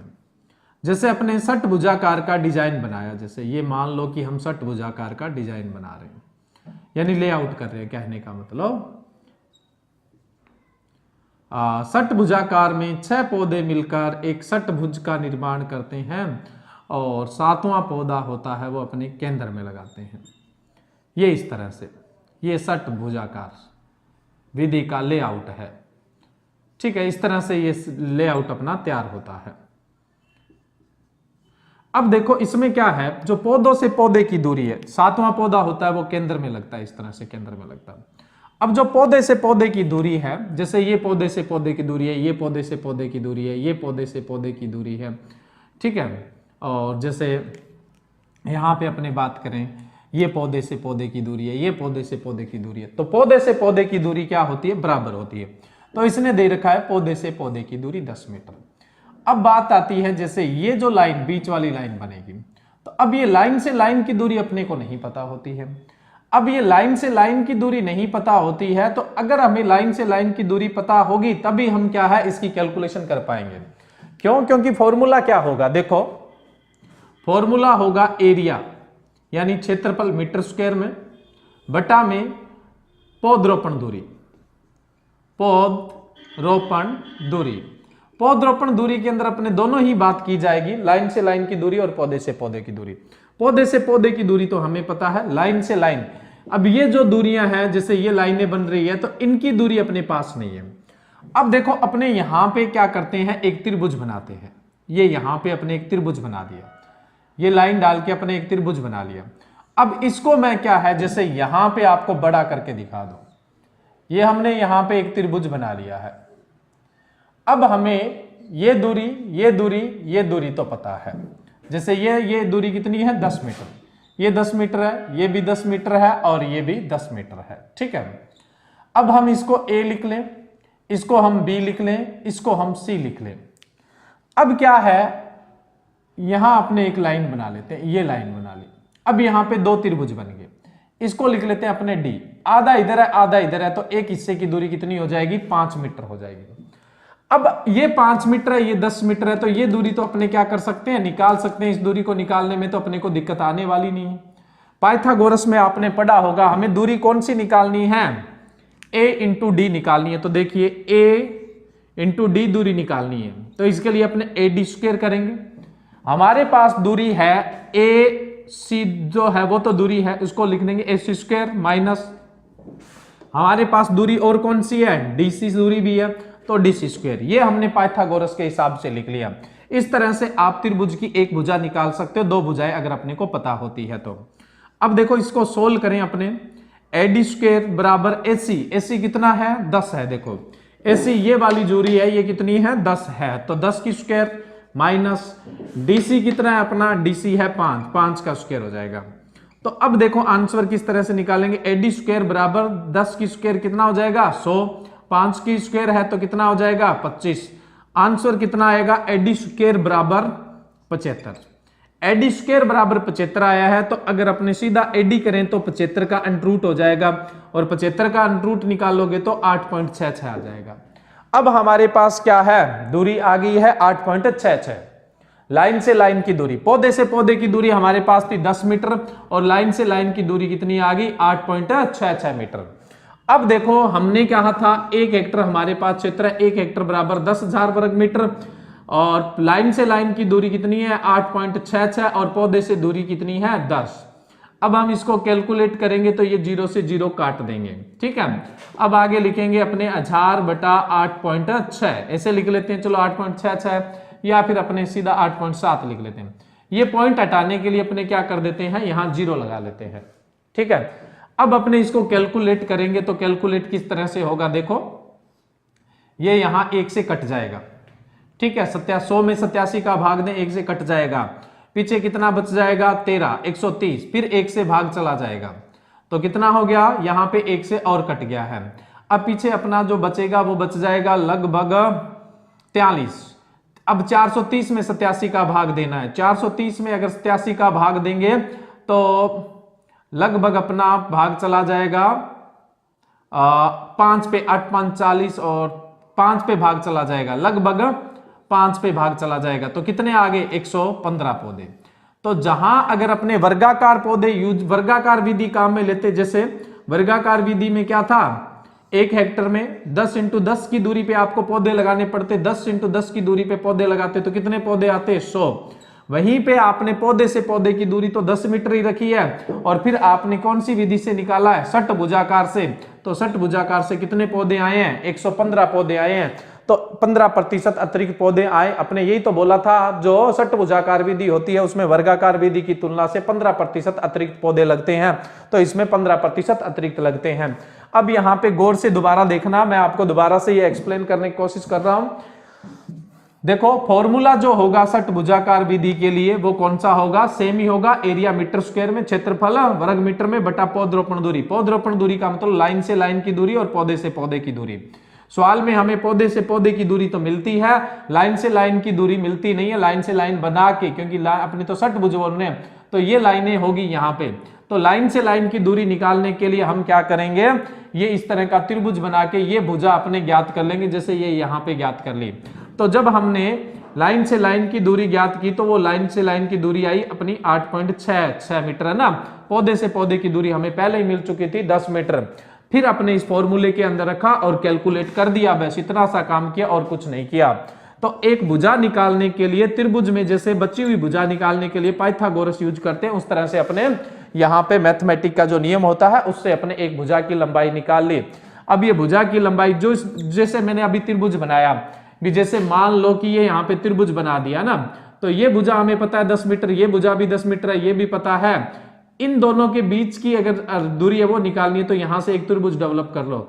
इसकी दूरी पता है, ये जो दूरी पता थी पूरी इसमें से आधी कर ली हम ना, जैसे 10 मीटर थी तो आधी कर ली। तो ये दो दूरियां तो अपने को पता है, सिर्फ एक ये दूरी पता नहीं है। इस भुजा को अपने पाइथागोरस से क्या कर लेते हैं, कैलकुलेट कर लेते हैं। जो दूरी नहीं पता है उसको इधर रख लेते हैं, बाकी दोनों दूरियां हैं उनको स्क्वायर करके आपस में माइनस करके कैलकुलेट कर लिया जाता है।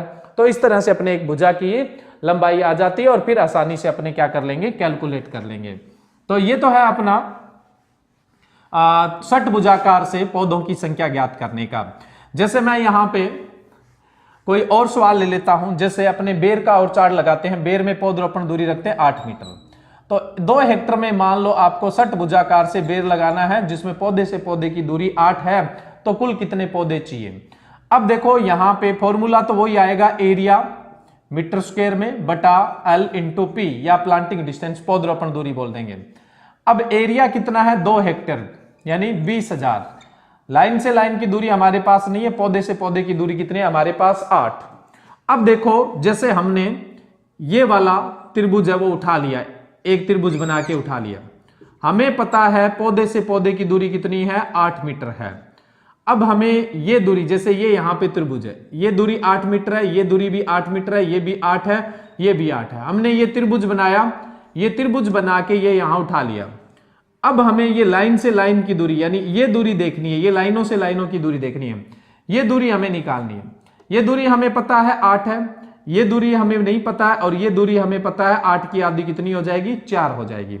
तो हम ये दूरी निकालने के लिए इसका नाम दे दें, चाहे ए बी सी इस तरह से दे दें। हमें कौन सी दूरी निकालनी है, ए बी निकालनी है। तब हम क्या लिख देंगे, ए बी स्क्वायर बराबर, एक दूरी अपने को ये पता है ए सी पता है, ए सी स्क्वायर माइनस दूसरी हमें पता है बी सी, तो बी सी स्क्वायर कर देंगे, ये बी सी स्क्वायर अपने कर दिया। तो अब क्या है, ए सी स्क्वायर, ए सी कितना है 8, तो ए सी स्क्वायर करेंगे तो कितना हो जाएगा, 8 8 64 हो जाएगा, जैसे अपने नीचे लिख लिया 64। BC कितना है 4, तो 4 का स्क्वायर करेंगे तो कितना हो जाएगा, 4 चौका 16, ये आ गया अपना 64 माइनस 16।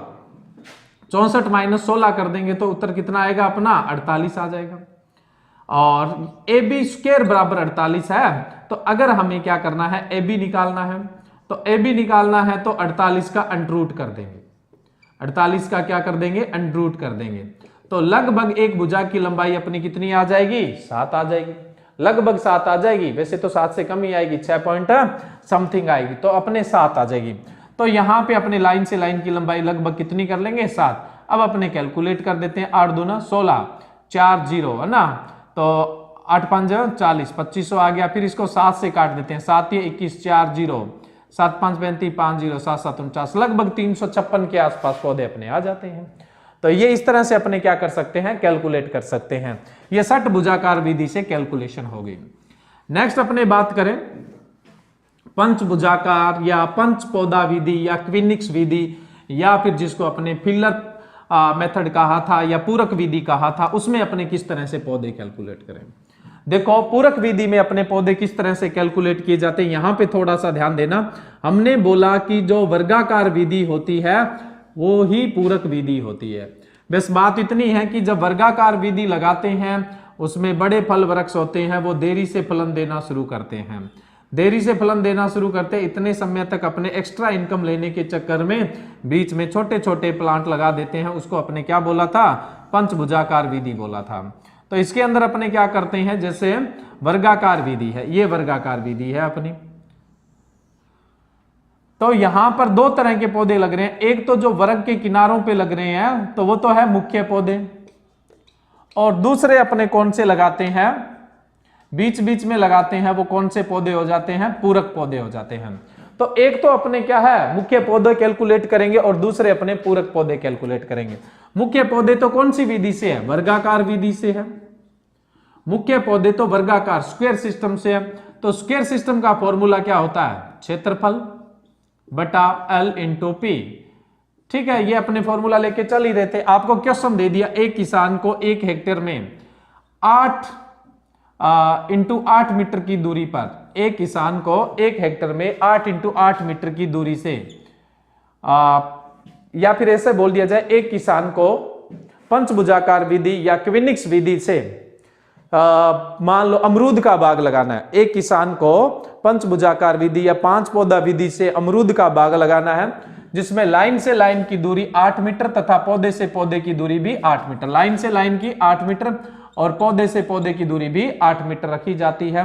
तो किसान को पंचभुजाकार विधि के अनुसार या क्विनिक्स विधि के अनुसार कितने पौधों की आवश्यकता होगी? दोबारा से मेरा क्वेश्चन सुनिए।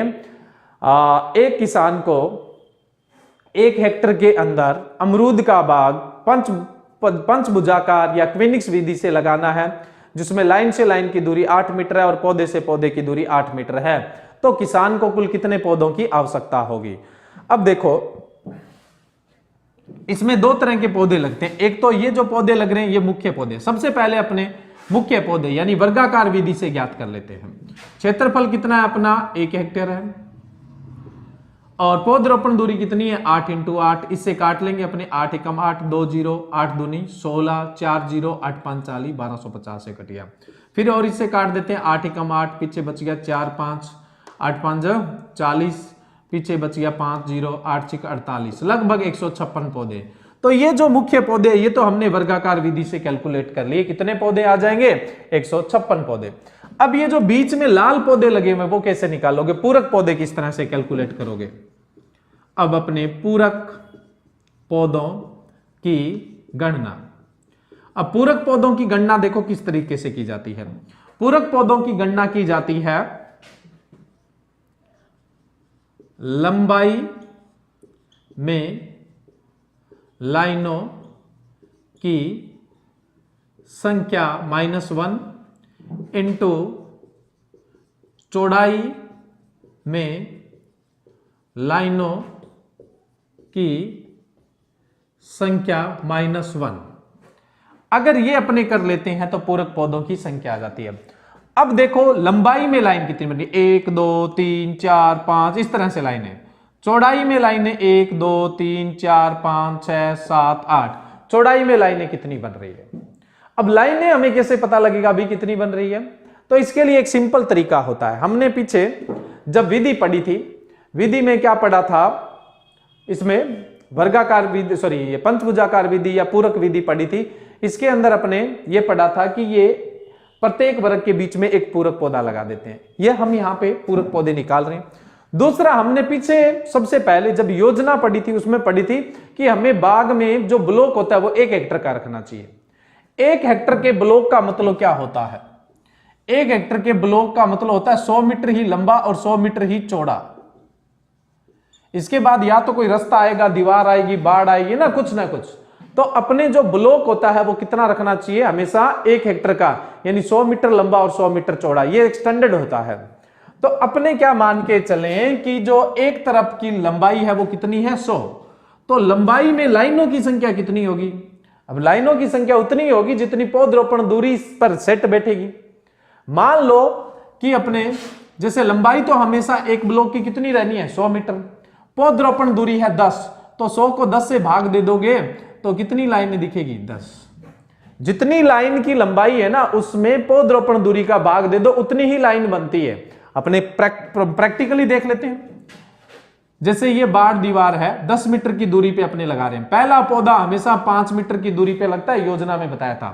पहला 5 पे, दूसरा 5 और 10 मीटर की दूरी छोड़नी ना, 15 पे, तीसरा 25 पे, चौथा 35 पे, पांचवा 45 पे, छठा 55 पे, सातवां 65 पे, आठवां 75 पे, नौवां 85 पे और 10वां 95 पे। और फिर 5 मीटर की आपको दूरी छोड़ के दीवार बनानी। तो गिन लो 10 पौधे हो गए। तो जितनी अपने ब्लॉक की लंबाई होती है, ब्लॉक की लंबाई हमेशा कितनी होगी? 100 मीटर। तो आपको लाइनों की संख्या ध्यान रखनी है। तो लाइनों की संख्या ध्यान रखने के लिए आप क्या करेंगे? 100 में से जितनी पौधरोपण दूरी है उतना भाग दे देंगे। अब जैसे मान लो यहां पे हमने कितनी दूरी ली है? 8 इंटू 8 मीटर ली है। तो कुल लाइन की लंबाई तो हमेशा ही 100 होगी। 100 में कितने का भाग दे दें? पौधरोपण दूरी का 12 8 96, यानी कुल कितनी लाइन होगी? 12 लाइन होगी। लाइन कितनी बनेगी यहाँ पे 12 लाइन बनेगी। तो लंबाई में लाइन कितनी है 12 माइनस 1, यही लिखा हुआ है। चौड़ाई में तो 1 हेक्टर का ब्लॉक है, 100 मीटर ही लंबा होगा, 100 मीटर ही चौड़ा होगा। जब 100 मीटर ही चौड़ा है तो 100 में भी तो 8 का ही भाग देंगे, तो चौड़ाई में भी लाइनें कितनी होगी 12 ही होगी, 12 माइनस 1। अब देखो कितने आए 11 इंटू 11 आ गया एक तरह से। अब अपने इसको सोल्व करेंगे तो कितने आ जाएंगे 121 पौधे आ जाएंगे। 156 तो मुख्य आ गए और पूरक कितने आ गए अपने 121। टोटल अपने पौधे निकालोगे तो कितने पौधे आ जाएंगे 277 पौधे आएंगे। बस इस तरह से आपको कैलकुलेट कर लेना है। दोबारा से मैं समझा देता हूं, ये इंपॉर्टेंट है। अक्सर एग्जाम में जब क्वेश्चन पूछा जाता है तब इसी विधि से पूछा जाता है। इसमें दो तरह के पौधे हैं, एक तो है मुख्य पौधे और दूसरे कौन से होते हैं पूरक पौधे। जैसे मुख्य पौधों के लिए तो हम फॉर्मूला लगाएंगे वर्गाकार वाला, क्षेत्रफल बटा L इंटू P लगा देंगे ना, इससे मुख्य पौधे निकल आए। जैसे अभी हमने ये फॉर्मूला लगाया था कि 1 हेक्टर में 8 इंटू 8 मीटर की दूरी पे लगा रहे हैं, तो हमें कुल कितने पौधे मिले मुख्य पौधे 156 पौधे मिले। अब आपको पूरक पौधों के लिए ये फॉर्मूला काम में लेना है, ये वाला फॉर्मूला। लंबाई में लाइनों की संख्या -1 इंटू चौड़ाई में लाइनों की संख्या -1। अब देखो ये एक अपना हेक्टर का बाग में ब्लॉक है, इसकी लंबाई में लाइन कितनी है और इसकी चौड़ाई में लाइन कितनी है। अगर इसकी लंबाई में देखें लाइनें कितनी है तो लंबाई इसकी 100 मीटर है, चौड़ाई भी 100 मीटर है। 100 इंटू 100 करके देखो आप कितना हो जाता है, 100 इंटू 100 करते हो तो कितना हो जाता है 10,000 मीटर स्क्वायर हो जाता है। 1 हेक्टर बराबर कितना होता है 10,000 मीटर स्क्वायर। तो 100 इंटू 100 का जो प्लाट होता है वही क्या होता है 1 हेक्टर होता है। तो यहां 100 मीटर में लाइनें कितनी बनेगी, जितनी पौधरोपण दूरी होती है। मान लो पौधरोपण दूरी 10 है तो 10 लाइनें बनेगी, पौधरोपण दूरी 9 है तो 11 लाइनें बनेगी, पौधरोपण दूरी 8 है तो कितनी लाइनें बनेगी 12। पॉइंटों में तो कोई आंसर बनेगा नहीं क्योंकि पॉइंटों में तो अपने लाइनें निकालनी नहीं है। तो ये जितनी लंबाई, जितनी क्या है लंबाई है उसमें पौधरोपण दूरी का भाग दे दो, जितनी लंबाई में लाइनें होगी उतनी ही क्या होगी चौड़ाई में लाइनें। कारण क्योंकि हमने पंचभुजाकार विधि या क्विनिक्स विधि में क्या बोला था, ये एक वर्गाकार विधि है और प्रत्येक वर्ग के बीच में अस्थायी पौधा लगा देते हैं।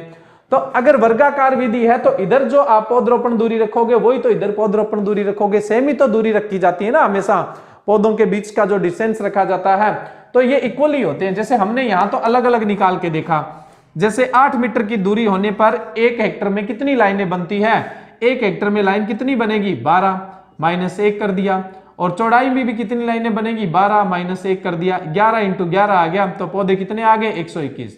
मुख्य 156 थे, पूरक 121 हो गए, दोनों मिला दिए तो कितने हो जाएंगे 277 पौधे हो जाएंगे। अब आप एक चीज ध्यान रखो हमेशा, इसके लिए ध्यान ये रखो कि अगर मान लो एरिया दे दिया 2 हेक्टर, अब आपको ध्यान रखना है यहां पे, जैसे मान लो एक क्वेश्चन दे दिया कि एक किसान को, इस क्वेश्चन को आप ढंग से सुनना, एक किसान को 3 हेक्टेयर में आम का बाग लगाना है जिसमें लाइन से लाइन की दूरी 10 और पौधे से पौधे की दूरी 10 मीटर रखी जाती है। तो क्विनिक्स विधि से कितने पौधों की आवश्यकता होगी, मुख्य और पूरक दोनों ही निकालने में। तो मुख्य पौधे तो वर्गाकार विधि के फॉर्मूले से क्षेत्रफल कितना है 3 हेक्टेयर, तो 3 हेक्टेयर का वर्ग मीटर कितना आ जाएगा 30,000। पौधे से पौधे, लाइन से लाइन की दूरी और पौधे से पौधे की दूरी 10 इंटू 10, कितने पौधे आ गए 300 पौधे, मुख्य पौधे आ गए अपने 300। अब अपने को पूरक पौधे निकालने हैं, तो पूरक पौधे पहले अपने क्या करने पड़ेंगे 1 हेक्टर के ही निकालने, क्योंकि बाग में ब्लॉक कितने का बनाना चाहिए अपने को 1 हेक्टर का ही बनाना चाहिए। एक ब्लॉक की लंबाई कितनी है 100, उसमें पौधे से पौधे की दूरी का भाग दे देते हैं, तो एक लाइन में लगने वाली, एक लंबाई में लगने वाले जो कुल पौधे, लंबाई या चौड़ाई दोनों में से किसी में, लंबाई में लगने वाले कुल पौधे आ जाएंगे। तो कुल को पौधे कितने आ जाएंगे 10, ये 10 पौधे, तो कितनी लाइन बनेगी यहाँ पे 10 पौधे शीर्ष पे लगे हुए हैं तो 10 ही लाइन बन रही है, कहने का मतलब। तो यहाँ पे एक लंबाई में, लंबाई की तरफ 10 लाइनें बन रही है। सेम अगर चौड़ाई में भी बात करें तो चौड़ाई में भी तो पौधे 10 इंटू 10 मीटर पे लगेंगे, तो 100 में चौड़ाई भी तो 100 मीटर ही है, तो यहां भी कितने आ जाएगी 10। तो कहने का मतलब 10, लंबाई में भी 10 लाइनें बनेगी तो 10 -1, और चौड़ाई में भी 10 लाइनें बनेगी तो 10 -1, 9 इंटू 9, यानी कुल कितने पौधे आएंगे 81। लेकिन ये कितने हेक्टर के लिए हैं 1 हेक्टर के लिए हैं, 1 हेक्टर के लिए 81 है तो 3 हेक्टर के लिए कितने हो जाएंगे? 243। मुख्य कितने हैं? 300। कुल कितने हो जाएंगे? 543 पौधे हो जाएंगे। बस इस तरह से अपने कैलकुलेट कर लेते हैं, बहुत आसान है। 2 फॉर्मूले लगेंगे, ये किए और ये किए। ये फॉर्मूला हमेशा पहले 1 हेक्टर के लिए अप्लाई होगा, फिर जितने के लिए पूछा उतने से इसको क्या कर देंगे? मल्टीप्लाई कर देंगे, अपना आंसर आ जाएगा। तो ये हो गया अपना यहां पर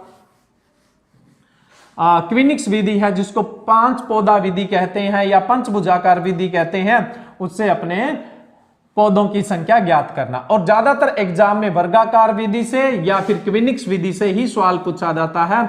छठ भुजाकार वगैरह से तो बहुत ही कम पूछा जाता है। नेक्स्ट जो है वो है त्रिभुजाकार विधि में पौधों की संख्या ज्ञात करना।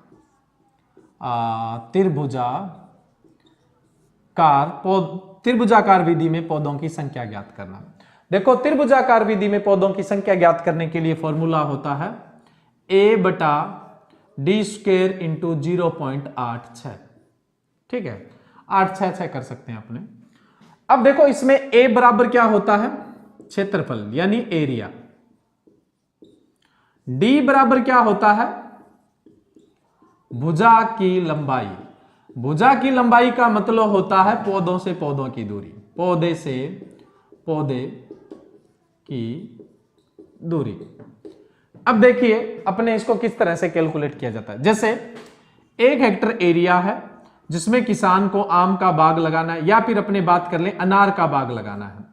1 हेक्टर एरिया किसान को अनार का बाग लगाना है, जिसमें पौधे से पौधे की दूरी रखी जाती है 5 मीटर।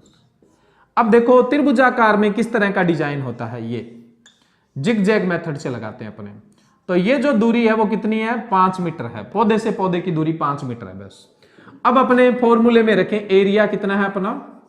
10,000। 5 का स्क्वायर आ जाएगा, इंटू में 0.86 आ जाएगा। ठीक है। अब देखिए, अब अपने इसको जब कैलकुलेट करेंगे तो नीचे कर लेते हैं। कैलकुलेट करेंगे तो किस तरह से करेंगे? 10,000 बटा 25 इंटू 0.86। ये कट जाएगा, 25 चौका 100 यानी 4 से कट जाएगा। ठीक है, 400।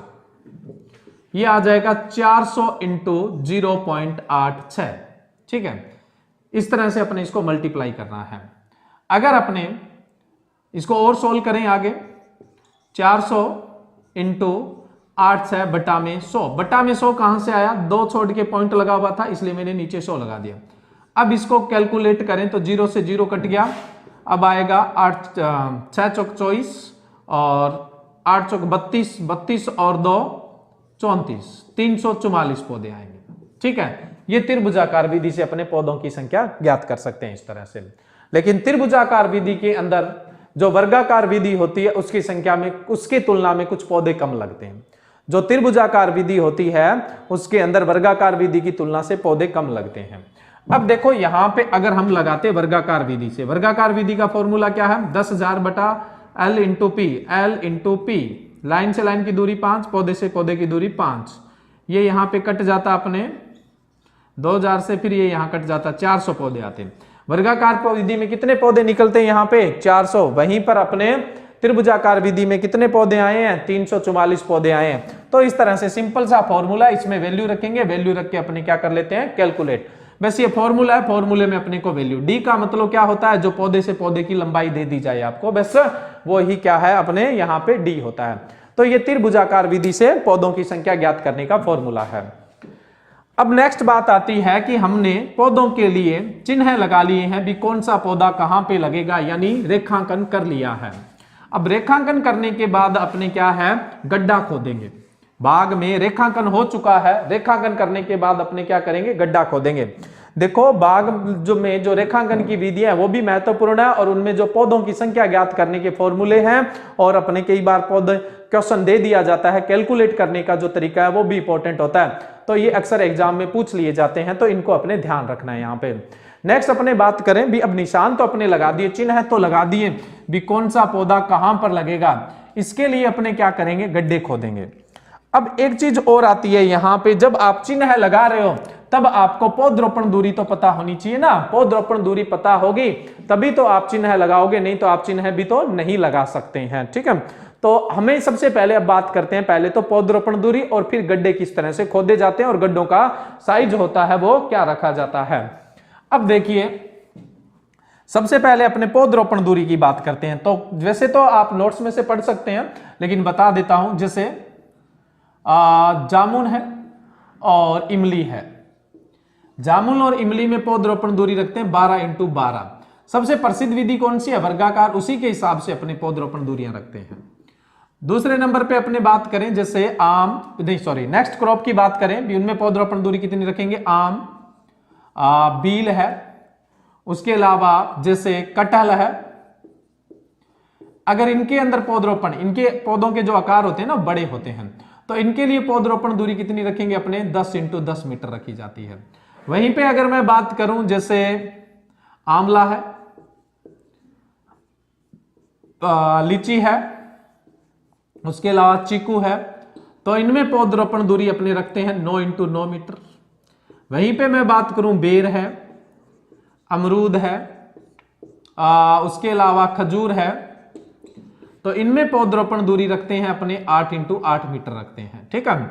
उसके अलावा मैं बात करूं जैसे नेक्स्ट अपने नींबू वर्गीय फल है, सीट्रस लिख देता हूं, समझ जाओगे। सेब है, नाशपाती है, उसके अलावा मैं बात करूं आड़ू है, उसके अलावा मैं बात करूं आलू बुखारा है। ठीक है। तो इनमें पौधरोपण दूरी, या फिर मैं बात करूं बादाम है। ठीक है। उसके अलावा मैं बात करूं अखरोट है, इनमें पौधरोपण दूरी अपने रखते हैं 6 × 6 मीटर रखते हैं। ठीक है। वहीं पे मैं बात करूं जैसे अनार है, अनार में पौधरोपण दूरी रखेंगे अपने 5 × 5। वहीं पे मैं पुन्ना फिग की बात करूं, पुन्ना जो अंजीर है उसकी बात करूं, तो उसमें पुन्ना अंजीर जो है थोड़ी बड़े साइज की होती है, पुन्ना जो अंजीर है अगर उसकी बात करूं तो उसमें भी पौधरोपण दूरी अपने कितनी रखेंगे? 5 × 5 मीटर रखेंगे। नेक्स्ट उसके अलावा जैसे अंगूर है, केला है, पपीता है। ठीक है। उसके अलावा कीवी फल है, उसके अलावा फालसा है, उसके अलावा करौंदा है। इनमें पौधरोपण दूरी लगभग 3 × 3 मीटर रखी जाती है। ये एवरेज डिस्टेंस है, बाकी वैरायटी पे डिपेंड करता है। बड़ी वैरायटी है तो ज्यादा भी रख सकते हैं, बोनी वैरायटी है तो दूरी कम भी रख सकते हैं। जैसे केले में 1.8 मीटर भी दूरी रखी जाती है, 3 भी रखी जाती है। पपीता में, पुस्सा नन्ना में 100 मीटर भी रखते हैं, लेकिन हमने तो औसत कितनी लिखी है? 3 × 3। तो यहाँ पे हम औसत दूरी की बात रखते हैं, तो ये पौधरोपण दूरी है यहाँ पे। अब बात आती है, हमें पौधरोपण दूरी पता है तभी तो हम क्या करेंगे? रेखांकन करेंगे। रेखांकन करने के बाद जहां पर चिन्हित किया है वहां पे गड्ढा खोदेंगे। गड्ढा किस तरह से खोदेंगे? जहां चिन्हित किया है वहां पे गड्ढों के साइज रखते हैं अपने अलग अलग। देखो ये जो दूरी वाले पौधे हैं ना, ये बड़े आकार के फल वृक्षों में आते हैं, यानी इनको बड़े आकार के फल वृक्ष माना जाता है। बड़े फल वृक्ष के जो आकार, बड़े आकार के जो फल वृक्ष है उनमें गड्ढे का जो आकार रखा जाता है वो 1 × 1 × 1 मीटर रखा जाता है लगभग। एवरेज अपने ये भी लिख सकते हैं 90 से 100 × 90 से 100 × 90 से 100 सेंटीमीटर रखा जाता है, यानी 90 से 100 घन सेंटीमीटर रखा जाता है। जिनमें पौधरोपण दूरी अपने लगभग अपने 5-6 के आसपास रखते हैं, ये वाला जो प्लॉट है अपने, तो इनके लिए गड्ढे का साइज है वो मध्यम रखा जाता है 75 × 75 × 75 सेंटीमीटर, यानी 75 क्यूबिक सेंटीमीटर, यानी 75 घन सेंटीमीटर रखा जाता है। ये जो जिनमें पौधरोपण दूरी लगभग 5 और 6 के आसपास होती है। और जो छोटे आकार के हैं जिनमें पौधरोपण दूरी 3 मीटर है या इससे कम है, तो इनमें 45 से 50 × 45 से 50 × 45 से 50 45 से 50 सेंटीमीटर रखी जाती है। कहने का मतलब 45 से 50 क्यूबिक सेंटीमीटर यानी घन सेंटीमीटर रखी जाती है। अगर आपको फल वृक्षों की पौधरोपण दूरी पता है तो इस हिसाब से आप जो गड्ढे हैं उनका क्या कर सकते हैं? वर्गीकरण कर सकते हैं। बस सिंपली यही पड़ता है।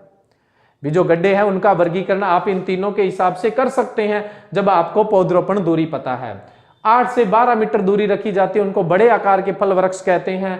जिनमें दूरी 5 से 6 मीटर के आसपास रखी जाती है उन्हें मध्यम आकार के कहते हैं। और जिनमें पौधरोपण दूरी है वो 3 × 3 मीटर के आसपास रखी जाती है, इससे कम रखी जाती है, उनको छोटे आकार के बोलते हैं। तो उनमें सबसे छोटे गड्ढे। तो ये बड़े गड्ढे का साइज है, ये मध्यम गड्ढे का साइज है और ये सबसे छोटे गड्ढे का साइज है। जब भी आप गड्ढे खोदते हैं, जब भी आप गड्ढे खोदते हैं तो आप गड्ढे किस तरह से खोदोगे? जैसे मान लो कि अपने गड्ढा खोद रहे हैं, तो इस गड्ढे को खोदते समय इसकी आधी मिट्टी बिखेर के एक तरफ रख दोगे और आधी मिट्टी बिखेर के एक तरफ रख दोगे। और जो गड्ढे खोदने का काम है, डिगिंग ऑफ पीट जो है, गड्ढे खोदने का काम है, वो पौधरोपण के 1 महीने पहले करोगे। हमने पीछे नर्सरी में या प्रवर्धन में बात की थी कि जो पर्णपाती पौधे हैं उनका स्थानांतरण करते हैं फरवरी मार्च में, यानी बाग में फरवरी मार्च में लगाते हैं। तो इनका 1 महीना पहला कौन सा हो जाएगा? जनवरी हो जाएगा। मतलब जो पर्णपाती पौधे होते हैं, यानी जो ठंडी जलवायु में होने वाले पौधे, सेब, नाशपाती, आड़ू, खुमानी, आलू बुखारा वगैरह जो भी है, तो इन पौधों के लिए तो अपने जो गड्ढे हैं वो कब खोदेंगे? जनवरी में। और जनवरी में खोदने से फायदा क्या होगा? जैसे ये मिट्टी निकाल के हमने बिखेर के रख दी, बर्फबारी होगी, खूब कम तापमान होगा, जिसकी वजह से इस गड्ढे में और इस मिट्टी के अंदर जो भी हानिकारक सूक्ष्म जीव वगैरह होंगे वो कम तापमान की वजह से नष्ट हो जाएंगे। तो ये एक तरह से कूल स्टरलाइजेशन हो जाएगा, यानी ठंडे तापमान की वजह से स्टरलाइजेशन हो जाएगा, इसलिए 1 महीने पहले गड्ढे खोदते हैं। हमने बात की थी सदाबहारी पौधे जो अपने उष्ण जलवायु में और उपोष्ण जलवायु में लगते हैं, जैसे आम, बील, कटहल, जामुन, इमली, है ना, जो उष्ण और उपोष्ण में लगते हैं। तो वो जो पौधे होते हैं उनका स्थानांतरण किया जाता है जून जुलाई में, यानी मानसून के स्टार्टिंग में किया जाता है। जो सदाबहारी पौधे एवरग्रीन प्लांट होते हैं उनका जो स्थानांतरण किया जाता है वो मानसून में किया जाता है। तो मानसून में अपने क्या करते हैं, 1 महीने पहले गड्ढा का टाइम क्या हो जाएगा? मई हो जाएगा। तो हम गड्ढे कब खोदेंगे इनके लिए? मई में गड्ढे खोदेंगे इनके लिए, लगभग 15 मई के आसपास। अब इतनी गर्मी में हमने गड्ढे खोद रखे हैं, तो उससे क्या होगा? सूर्य की जब तेज लाइट पड़ेगी, तेज किरणों की वजह से क्या हो जाएगा? इनका निर्जीवीकरण हो जाएगा, इनमें हानिकारक सूक्ष्म जीव, कीट वगैरह वो सब नष्ट हो जाएंगे। तो इस तरह से अपने गड्ढे खोदे जाते हैं। ये तो है गड्ढे खोदने का तरीका, जनरली पौधरोपण के 1 महीने पहले, जिससे निर्जीवीकरण हो जाए। गर्मियां जहां पड़ती है वहां हॉस्टलाइजेशन कर देते हैं, जहां सर्दियां पड़ती है लो टेम्परेचर की वजह से स्टरलाइजर निर्जीवीकरण हो जाता है। अब इस गड्ढे को भरना कब है? जिस दिन पौधे लगाने हैं उसके 2-3 दिन पहले अपने इस गड्ढे को भर दिया जाता है। गड्ढे को भरते समय अपने क्या करना होता है? देखिए, गड्ढे को भरते समय अपने क्या करेंगे? जैसे हमने मिट्टी निकाली, एक तो ये आधी इधर रख ली, आधी इधर रख ली, ऊपर वाली को ए मान ले और नीचे वाली को बी मान लेते हैं। ए मिट्टी के अंदर कार्बनिक पदार्थ है, वैसे ठीक है, ये बढ़िया है, उर्वरा क्षमता अच्छी है।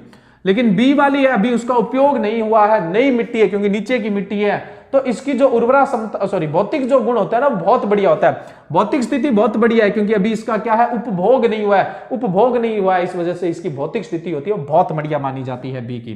तो बी की भौतिक स्थिति बहुत बढ़िया है, इसलिए हमें क्या करना है कि हमें 1:1 में तो लेना है अपने को उद्यान की मृदा, 1 में तो लेना है अपने को उद्यान की मृदा और 1 में लेना है अपने को ऑर्गेनिक मैटर, कार्बनिक पदार्थ। तो हमें तो आधी मृदा लेनी है, तो हमें कौन सी मृदा लेनी है? वापस गड्ढे भरते समय बी वाली मृदा लेनी होती है।